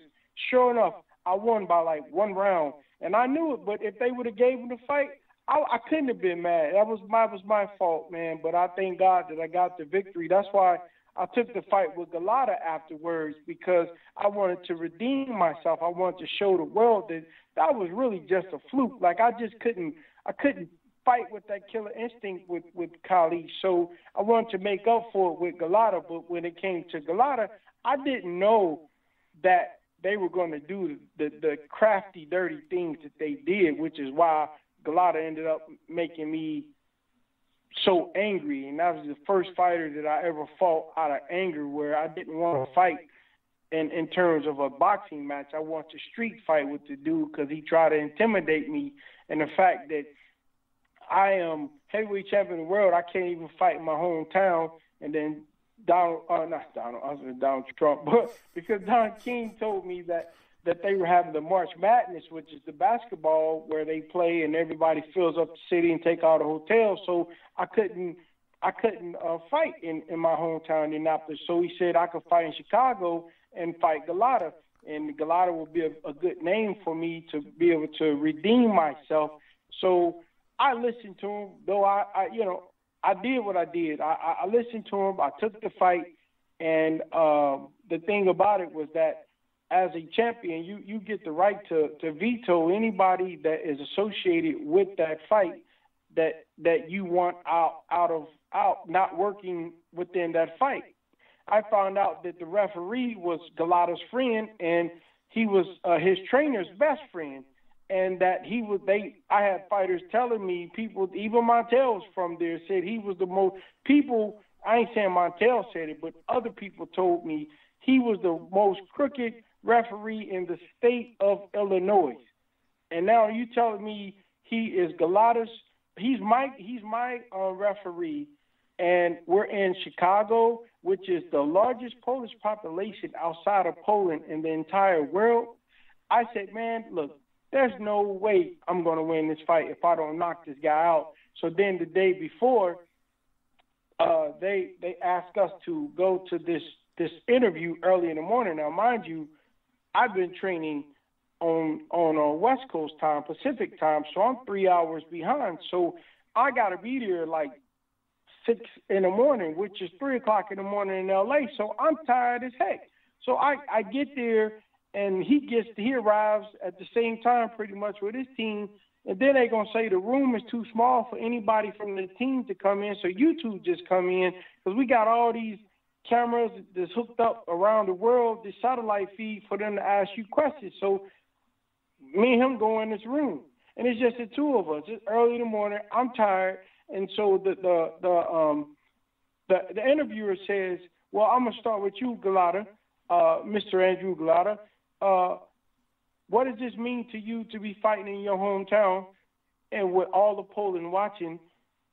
What are you going to do in this fight? Man, this fool jumps up and runs over and stands over me like he was going to hit me and start pointing his finger in my face, talking about, I'm going to knock you out. And I'm looking at this fool like, are you stupid? Do you know I'm from the hood? Do you know I got 10 dudes outside this door with guns will kill you? You know what I mean? If I don't kill you while you playing with me, you don't play with a grown man. And I'm angry because I'm tired. You know what I mean? Like, dude, first of all, I'm fighting you in your hometown. Second of all, you with my mandatory. So I'm doing you a favor, and this is the way you gonna repay me. And then third, this referee, they telling me I can't remove him out of the corner, like he's the only referee in the state of Illinois. So I'm already irritated with this dude, man.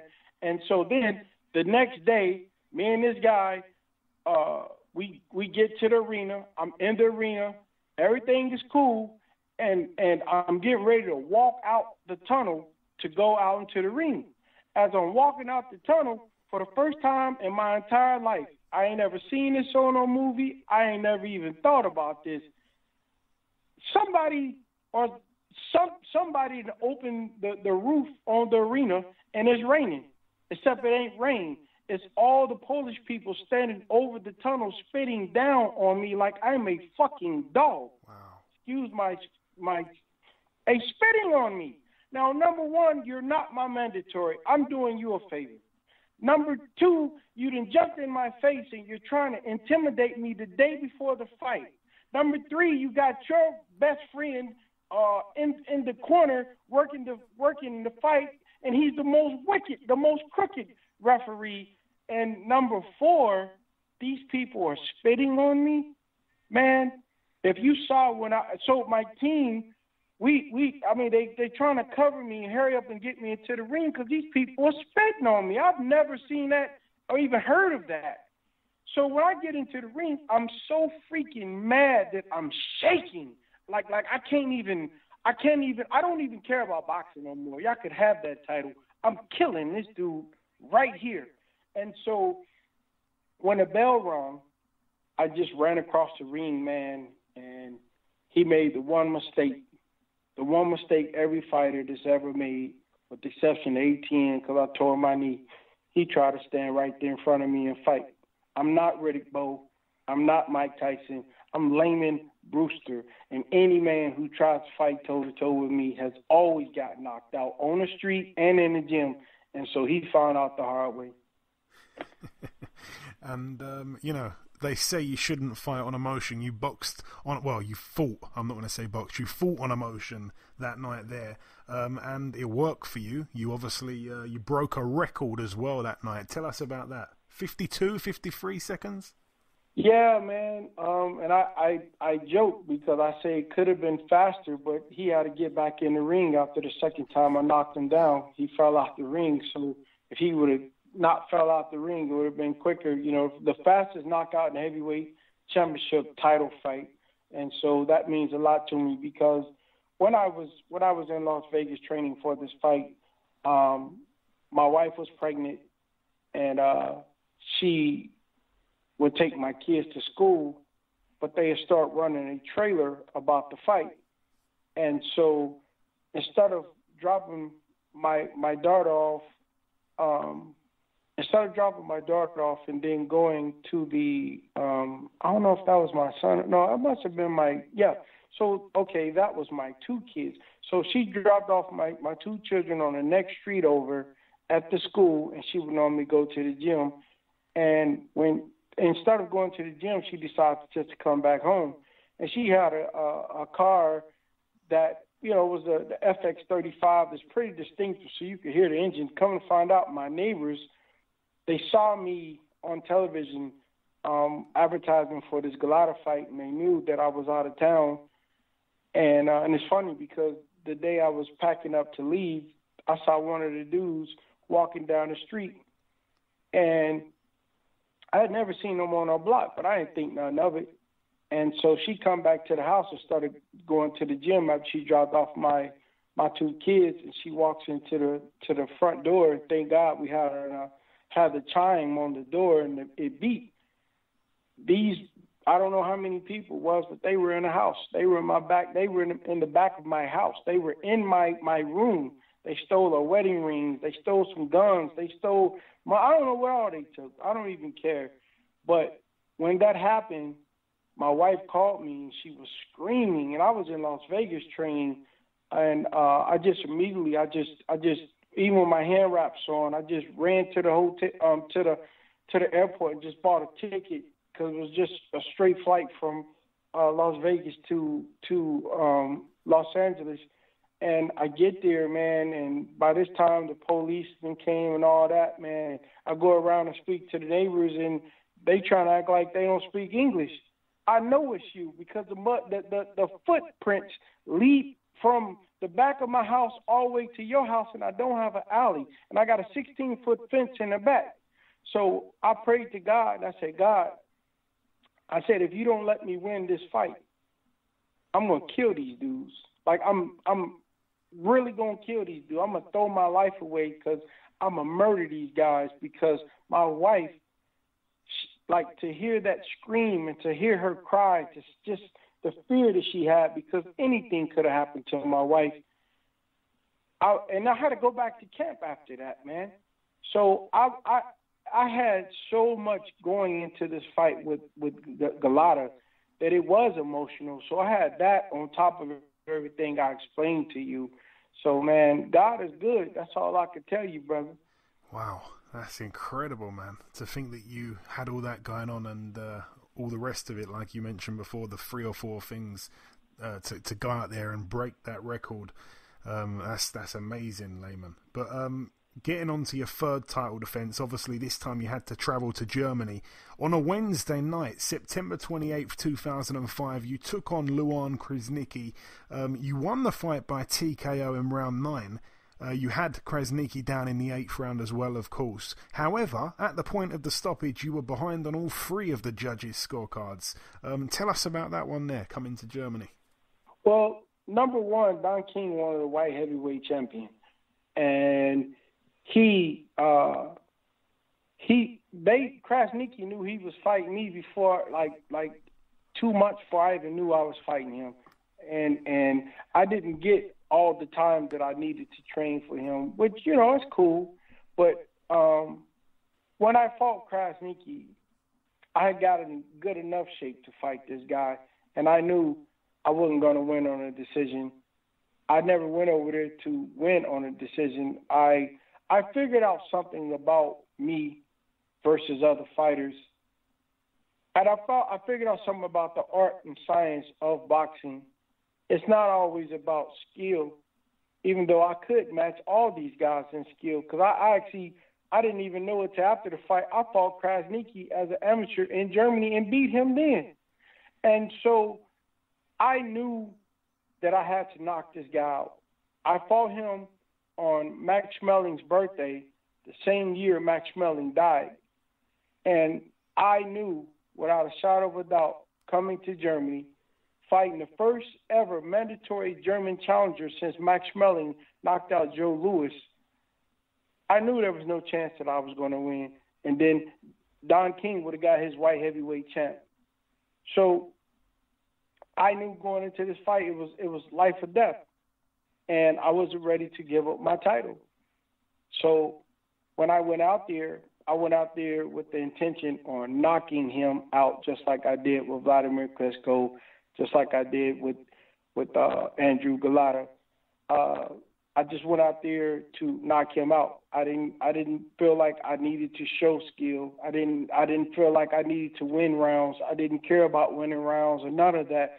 I cared about getting him into the deep water and making it personal. Do you want it because it's in your heart, or do you want it because of other people giving you praise and fame?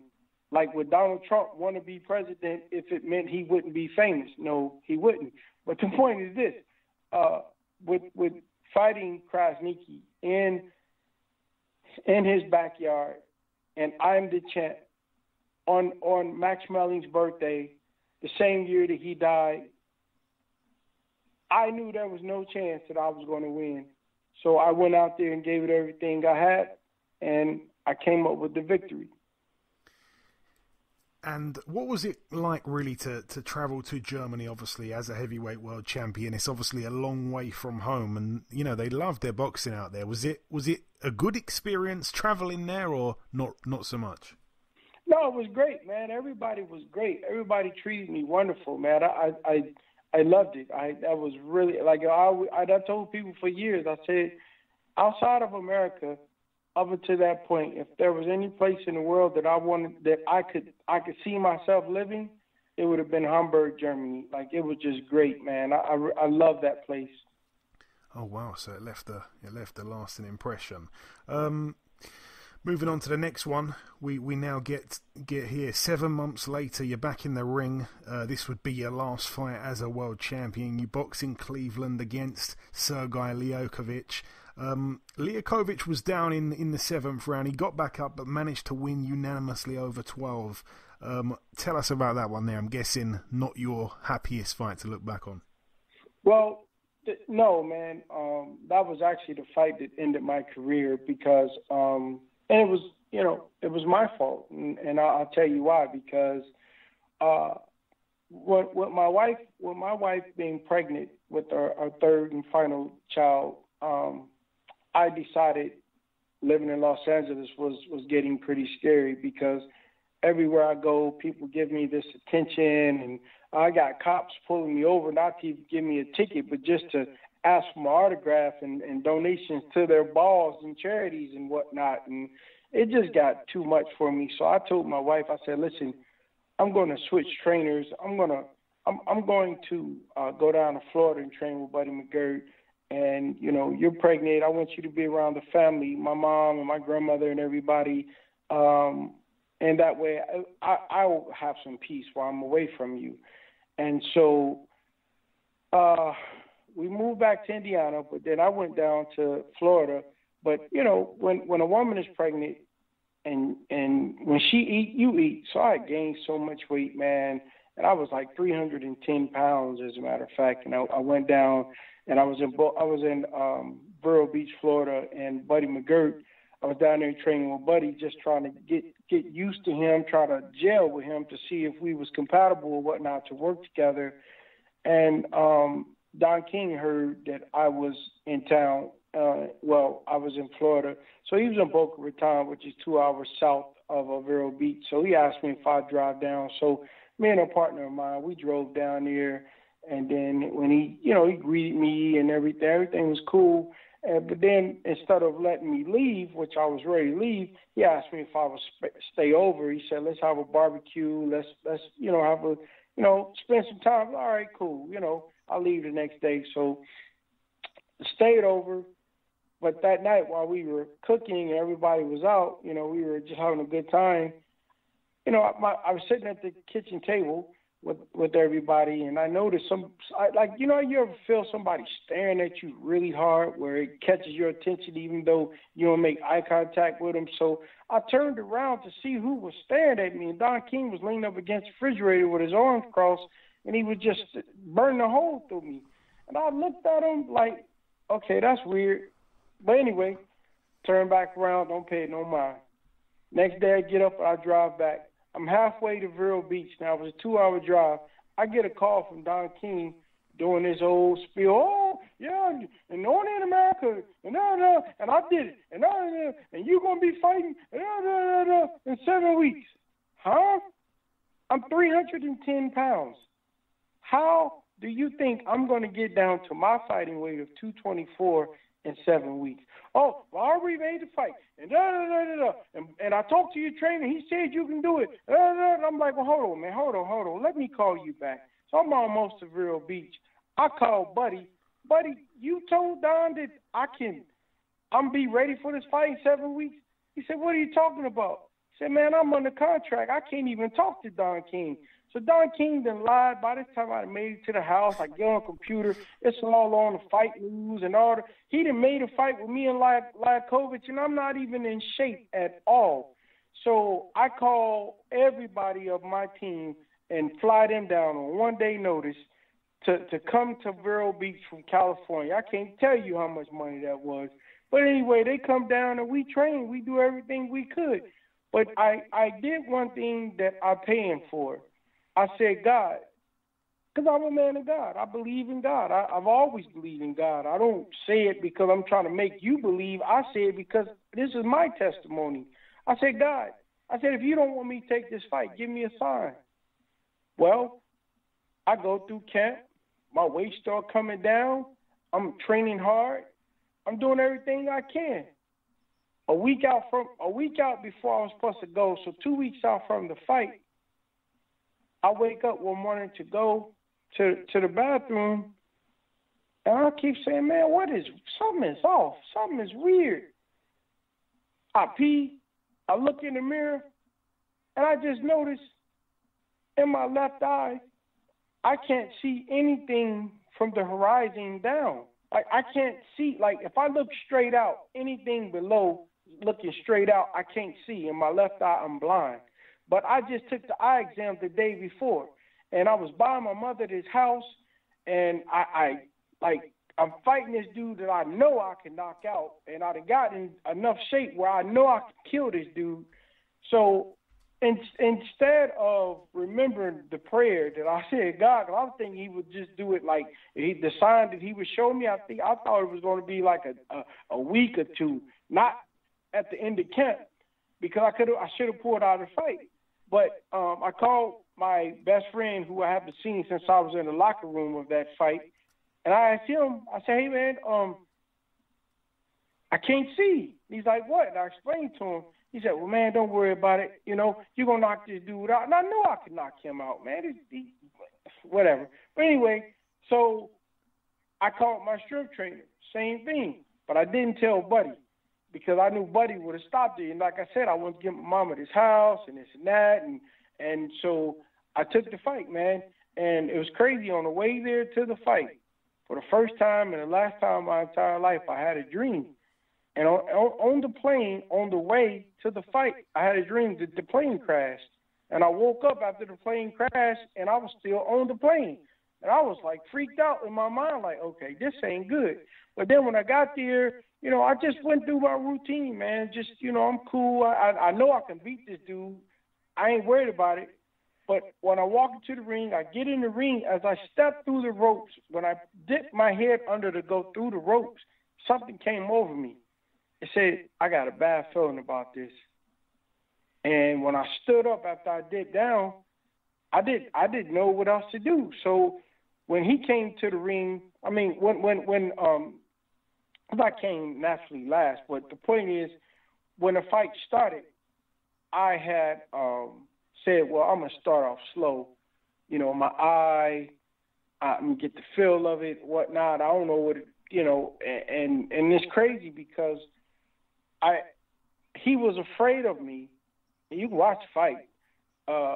He wasn't doing anything in the beginning, but I'm relentless Lamon Brewster, and the people started getting restless. I didn't want nobody booing me, so I'm like, okay, well, you know, I was going to box this dude and then maybe pick it up, but as the crowd started getting restless, I went and threw a punch because he ain't throwing no punch yet. So I threw a punch, and then he threw two punches back. I slipped right, and then I slipped left. Okay, so crowd got quiet. Then I'm moving around again because the dude, I guess he want me to pursue him, but I wanted him to pursue me. But the point is this. So after a while, the crowd got restless again. So I throw another punch, trying to show the crowd that I'm trying to make the fight. You know, I ain't coming here to stink up the place. So I throw a punch again. I slid right, but instead of slipping left, I pulled back. And when I pulled back, the end of his glove, the very tip of his glove, the very, very tip of his glove, hit the bottom of my left eye where I was blind, and I went completely blind within the first minute of that fight. Whenever he threw the second jab, and the jab didn't even hit me. Again, it was the end of his glove that barely touched my eye, and I lost all sight in my left eye. And from that point on, man, it looked like somebody had put a veil, like a golden veil, over my eye, and then took a red spray paint and just went down the middle. I guess that was the blood, and I guess the gold was the lights. I'm not sure, but the point is this, man. It threw off my depth perception. So then as I'm fighting, the pain started coming in. It felt like a fat man was standing on my eye. Like if you pull my eye out and set it on the table, and you had the vein that ran to the brain, and you sprinkle some salt on it, and he had some steel-toe boots, and he weighed about 400 pounds, it felt like he was standing on it. And so I'm fighting this pain, and I'm trying not to let him know that I'm in pain.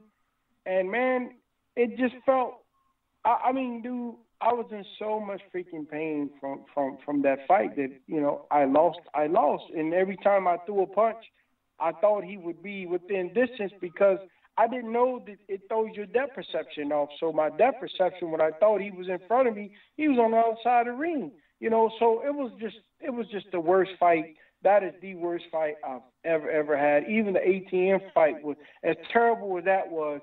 This fight, man, I take that over. I take the ATM fight with that pain over this fight because when it feels like somebody got an ice pick and they pushing from the back of your head, pushing out forward through your eyeball, that's what it felt like through the whole entire fight, man. But, when your adrenaline is up, man, and you really want to win, I want to hold on to my title, he won the fight, man. It is what it is. So that's all I can say. He beat me. And after that, you were out of the ring for a period of 15 months before jumping right back into a world title fight against a man you knew very well, Vladimir Klitschko. This time, though, you had to travel to Germany for the fight. This time, Klitschko would ultimately get his revenge. You retired on your stool after 6 rounds. Tell us about that one, Lamon. Man, so this is the crazy part. Now, I just told you about all the pain I went through for that fight, right? So when I got out of the ring, they fly me to California, and the doctor said he didn't cut a nerve in the eye, so all I could do was take his word for it. He's a great doctor. But I had so much pain that I was ready to commit suicide, literally, because I couldn't sit my head up. I've lost this fight, and I'm in a pain. They saying the pain that I'm experiencing is not associated with the type of surgery that I had, to the point where, and it's even documented, they sent the best. He was the second. He was a number one pain surgeon. He was a pain. He was a pain doctor to prescribe pain medicine, and he was supposed to be like the best in California. They sent him down from Sacramento to see why I'm in this kind of pain that I shouldn't be having. And they telling me that they don't know when this pain going to go away, if it's going to go away. They not even telling me why I even have this kind of pain, because, again, the type of surgery I had I wasn't supposed to have that kind of pain associated with it. So I'm at the point where I'm on all these drugs. They had me on morphine, and I got pictures where even on morphine I'm in pain. Like I got tears coming down my eyes, even in my sleep. They got ice packs on my head, even with the morphine drip in my arm. Now this went on for months and months and months and months, to the point where I looked out the window so many times, and I would have jumped out the window if I could, because I couldn't live with this for the rest of my life. Are you crazy? So eventually the pain subsides, and I am released from the hospital. when I'm coming out of the hospital, I remember like yesterday, I'm in a Marina Del Rey parking lot, about to get in the car. My phone rings. It's Vladimir Klitschko people talking about they want to fight me. I'm like, huh? Like, dude, I just almost lost my sanity. I said, listen, I'm in the parking lot of the hospital that I've been in for months and months and months and months. So at least let me have a tune-up. They say, well, how much can I pay you not to have a tune-up? Huh? What do you? So I knew there was no way on earth that I was going to ever be able to fight for a title because the Klitschkos controlled the heavyweight boxing division. They didn't want a black dude from the ghetto. You know, he's a gold medalist and doctor. His father was Mr. Chernobyl, general, whatnot. But so look, I took the fight because I knew that was the only opportunity I was going to get. I knew I had a puncher's chance, but my depth perception was so off. I was so rusty. I didn't get to have a tune-up. I ain't fought since the Civil War. So when people brag about, oh, well, you lost to Klitschko, well, hold on. Klitschko got carried out of the ring. And Klitschko was active when we fought. Now, I had not been in the ring whatsoever. Yeah, he beat me, but he didn't knock me down. I didn't get no 8 counts. He didn't even stagger me. I did none of that. I was rusty. He beat me because I was freaking rusty. So, of course, he supposed to win a fight because if you let a dude that went through what I went through come back and beat you without a tune-up, then you are the worst fighter ever. But the fact that he won, and I told people even when I beat him that night, Vladimir is a very good fighter, and if he keep on, if he get back, everybody will beat him. I mean, he'll beat everybody but me, and that's what he did. He beat everybody. And me and Vladimir know. If I would have been right, he know who would have won that fight. But I wasn't right, man. I mean, listen, I was, when I tell you rusty, dude, I was so freaking rusty. And like I said, they wouldn't allow me to get a tune-up fight, so I already knew what that was about, man. So I don't feel bad at the end of the day. I got to take care of me and my family. He won a fight, but you know what? So what? I mean, look at the fight. He hit me with jabs, and the only reason why we stopped the fight was because that same eye started swelling up, and they were afraid that maybe my retina was detaching again. But, you know, truth be told, man, I was rusty as a bucket of nails that have been sitting in the water for 10 years. So what did they expect? So when people be like, oh, Vladimir beat you, like, you want to brag about that? Vladimir beat me? No, he didn't beat me. He beat a version of me. I wasn't at my best at all. And anybody with eyes would know that. If you knew how many months I was in hospital and how much pain I went through, and then they wouldn't even allow me to have a tune-up fight, really? Come on, man. If you want to brag about him beating me, okay, well, hey, that's your man. Do you? And again, after that fight, you're out for 13 months, so you were quite inactive towards the end. And you came back, you beat Danny Bechelda, you become the quickest man to stop him. Then 7 months after that, you did something that, in my opinion, Lamon, you didn't have to do. You came to Germany, you beat Britain's very own Michael Sprott. We don't forgive you for it. Why'd you do that to him, man? Well, I did knock him out, but I tried to knock him out. I would have knocked him out, but he wouldn't fight with me. He tried to box with me. But Michael Sprott was a very good fighter. I know he would be good to my name. I know he would be a fighter that if I was in shape that I could beat and get the rust off for me to try to get myself back on track.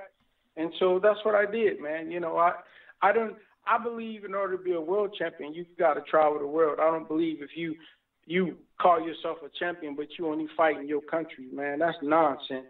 Yeah.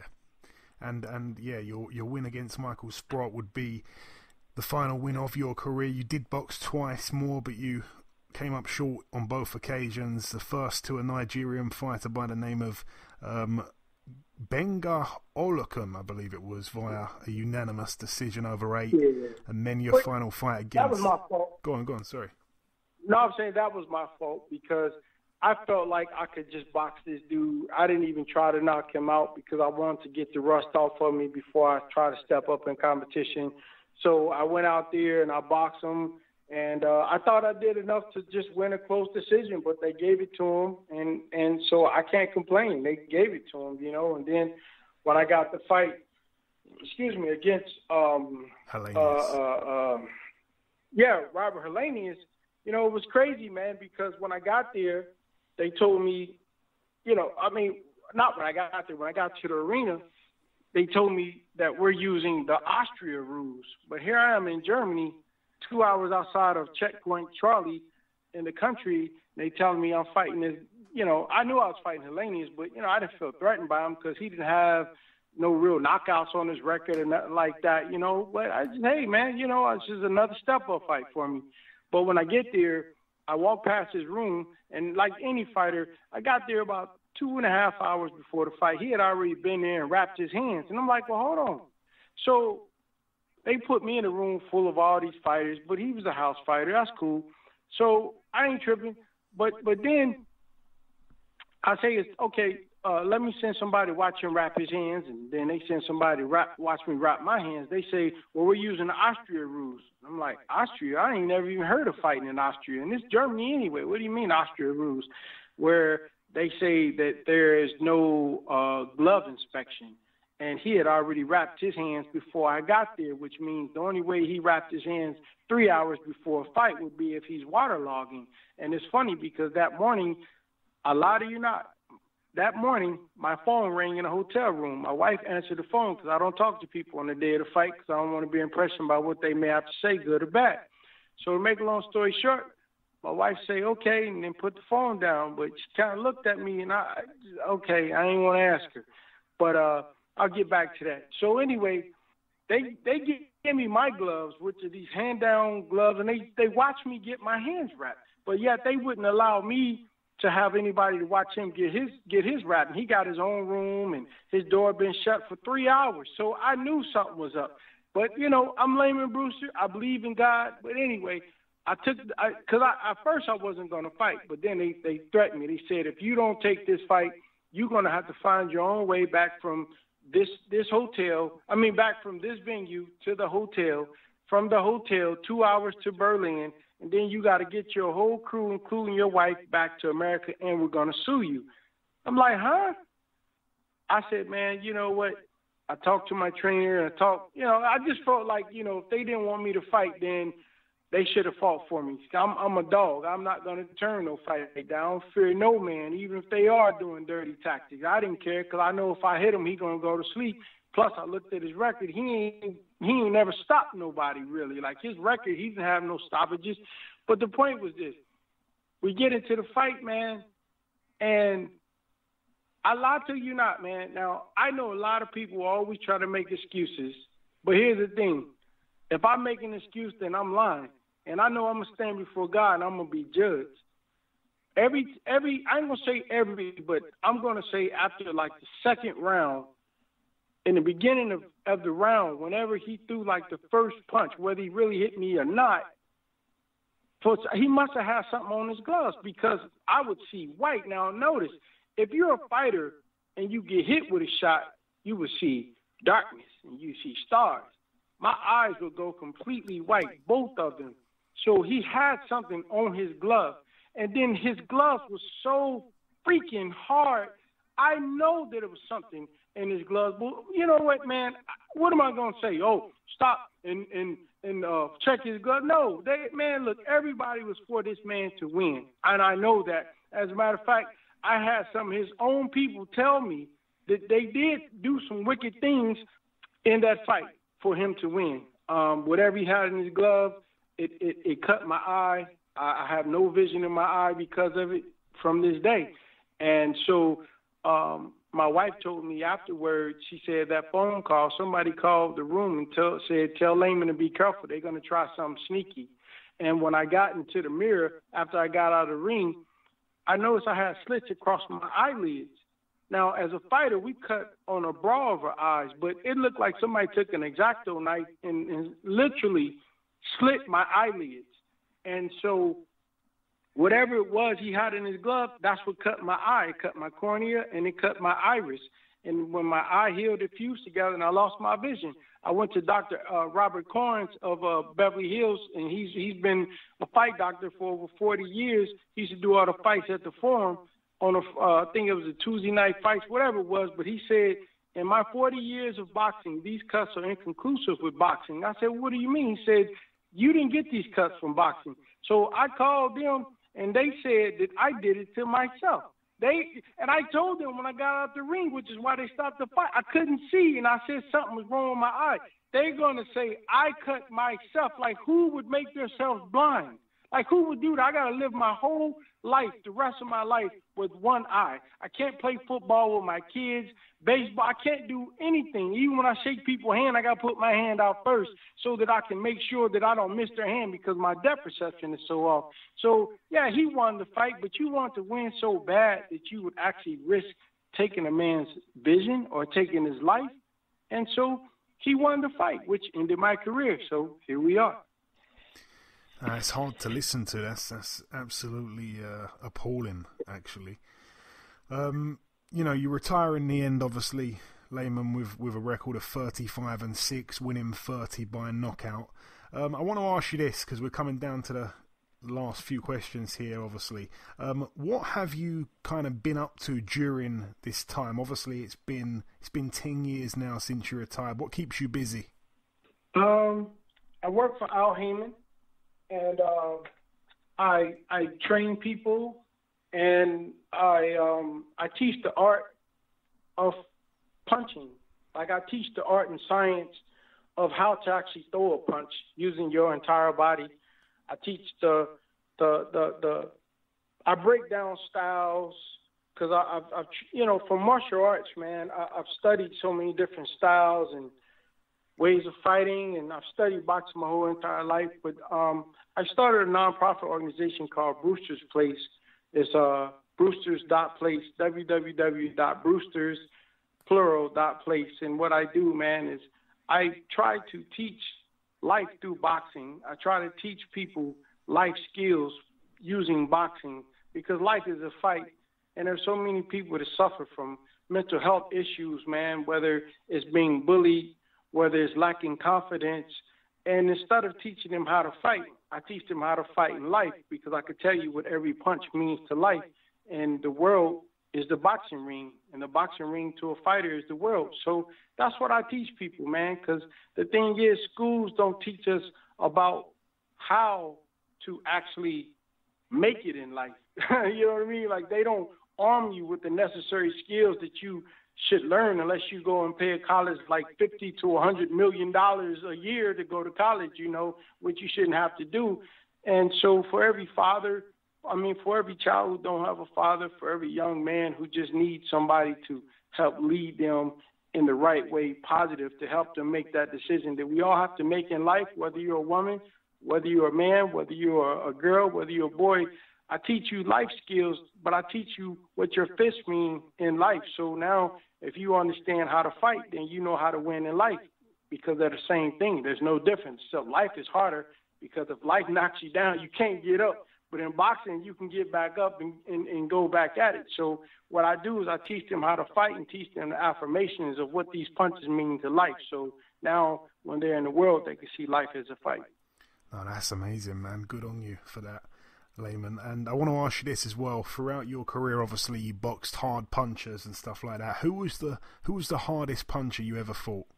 Can be inspiring. My mama. My mama. Are you crazy? Don't nobody hit harder than my mama. Yeah, you know what, man? In sparring, I would say a guy by the name of what the heck was his name, man? Lionel Butler. Oh my gosh, that dude, man. He's like the Incredible Hulk, the way he punched, man. And so I would say Lionel Butler in the sparring, but then in a fight, I would probably say Vladimir Klitschko. Vladimir could punch. He could punch, and the thing is as a fighter, I had the mentality that pain didn't matter to me. Pain is an emotion. Emotions come and emotions go. So no matter what you feel, let it go, because if you harboring on how much something feels, then what's coming behind it may be even worse. So I don't allow pain to register in my mind when I'm in the ring. But looking back now, I could say, yeah, Vladimir Klitschko. And who would you say was the best opponent you ever faced in a professional ring? In a fight or in sparring? Either one. Montel Griffin and James Toney in sparring. Jeremy Williams. But in the ring, I probably would say Vladimir. Vladimir had real skill. He had astronomical skill. His jab was the fastest jab that I've ever faced in a professional fight. It was so fast that I couldn't be ready for it until he got tired.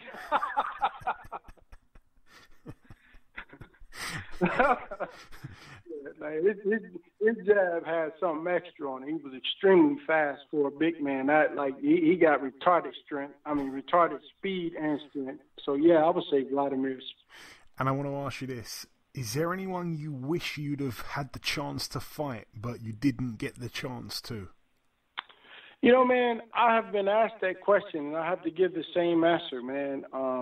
No, there's nobody that because I'm a fan of boxing, so everybody in boxing I'm a fan of, and it's like I can't be a fan if I beat you. So you know what I mean? It's like I don't, man, because I looked up to people like Mike Tyson and Muhammad Ali and all these guys, man. So no, I never had no dreams of fighting anybody. I just wanted to be heavyweight champion of the world, man. All right, I'll ask you this. Do you have any regrets? If you could go back in time and change something about your career, do you have any regrets? I have a million of them, man. Like I wouldn't have taken that fight with Sergey Liakovich. I wouldn't have risked my eye. But you know, I trusted my people around me, but I didn't realize that they were in it for the money. Like, of course, they're gonna tell me I could win because if I didn't fight, they weren't gonna get paid. So naturally, they're going to tell me to fight, and that's why I told you I haven't seen my so-called best friend that I've been friends with since the 5th grade. I haven't seen him since the locker room of when I lost to Sergey Liakovich. Wow. I want to ask you this as well. What was your favorite win of your career? It's got to be the first fight with Vladimir. It's got to be, surely. Well, yes and no. It's tied. I would say it's tied with Galata because of all the emotional stress that I went through for that fight, man. You know, my wife comes from Tennessee. I come from Indiana. We both in California with no family and my kids, and then I'm breaking in my house and me having to go back to camp, man. It just that was just really, really hard on me, you know. But then Vladimir, because again, that's why I said a tie, because they didn't let me fight for all that time where I had to sit on TV, had to sit and watch him at fight parties and everybody talking about, and look how, and I'm like, wow, man, they letting this dude fight and I can't even fight. And then Don King was going to sign him, and Don King had flown him and his brother to his house and told him he didn't even have to fight me. He was going to just give him the belt if he would have just signed with him. But because Vladimir didn't, then he had to sign with me. Then he had to fight me because he wouldn't sign with Don King. But Don was like, I'll give you the title. You don't even have to fight Lamon Brewster, even though he's a mandatory. I'll just give you the belt. So, yeah, man, you know, beating Vladimir, you know, beating who people said was the best, and being that he went to the Olympics and won a super heavyweight gold medal, and I didn't even get to go to the Olympics, and that was my goal. Yeah, man, beating Vladimir Klitschko was definitely my number one. Him, but like I say, at the same breath, I have to also say Galata. Yeah, Galata, obviously a very satisfying win given the circumstances. And I must ask you this. You mentioned Don King numerous times. He promoted you. You must have a Don King story for us. Man, I got so many Don King stories, man. So when I was going to fight Nate Jones, well, first of all, because I didn't sign with Don King from right out the amateurs, he was mad at me. So when I finally came over to him, he told me he was going to throw me at the bottom of the barrel. He didn't give me no signing bonus. I'm probably the only fighter that ever won a world title that never even got a signing bonus from his promoter. And so he told me that I had to fight my way up to the top, and he was going to throw everybody at me. So I knocked out everybody he threw in front of me, including his top fighter, which was Nate Jones, the dude that beat me to go to the Olympics. And so I said to Don, because he was only paying me, I think only made like $3,000 for this fight. And I'm like, but hold on, man, I've had fights that weren't even on TV and made more money than this. You know, you on this, all you going to give me? My wife is pregnant. I'm in L.A. I don't have no money, Don.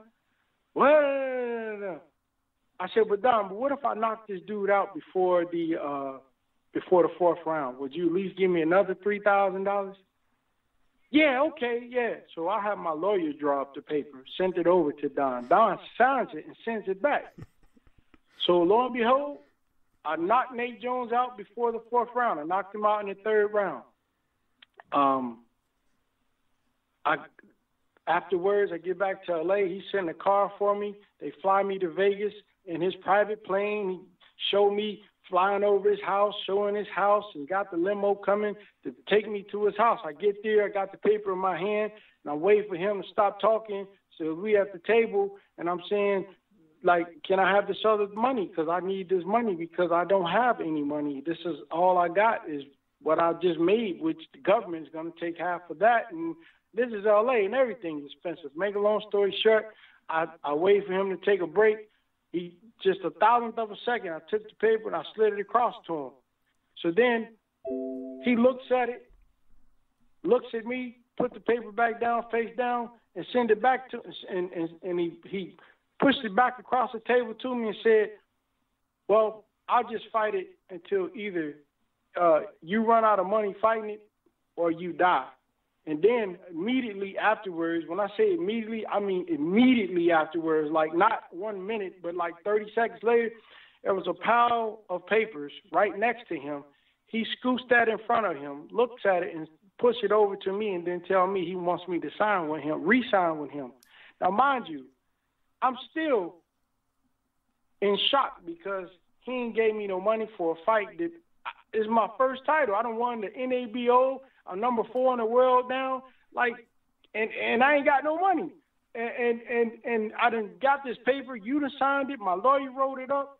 And now you telling me that you going to fight until I run out of money or die.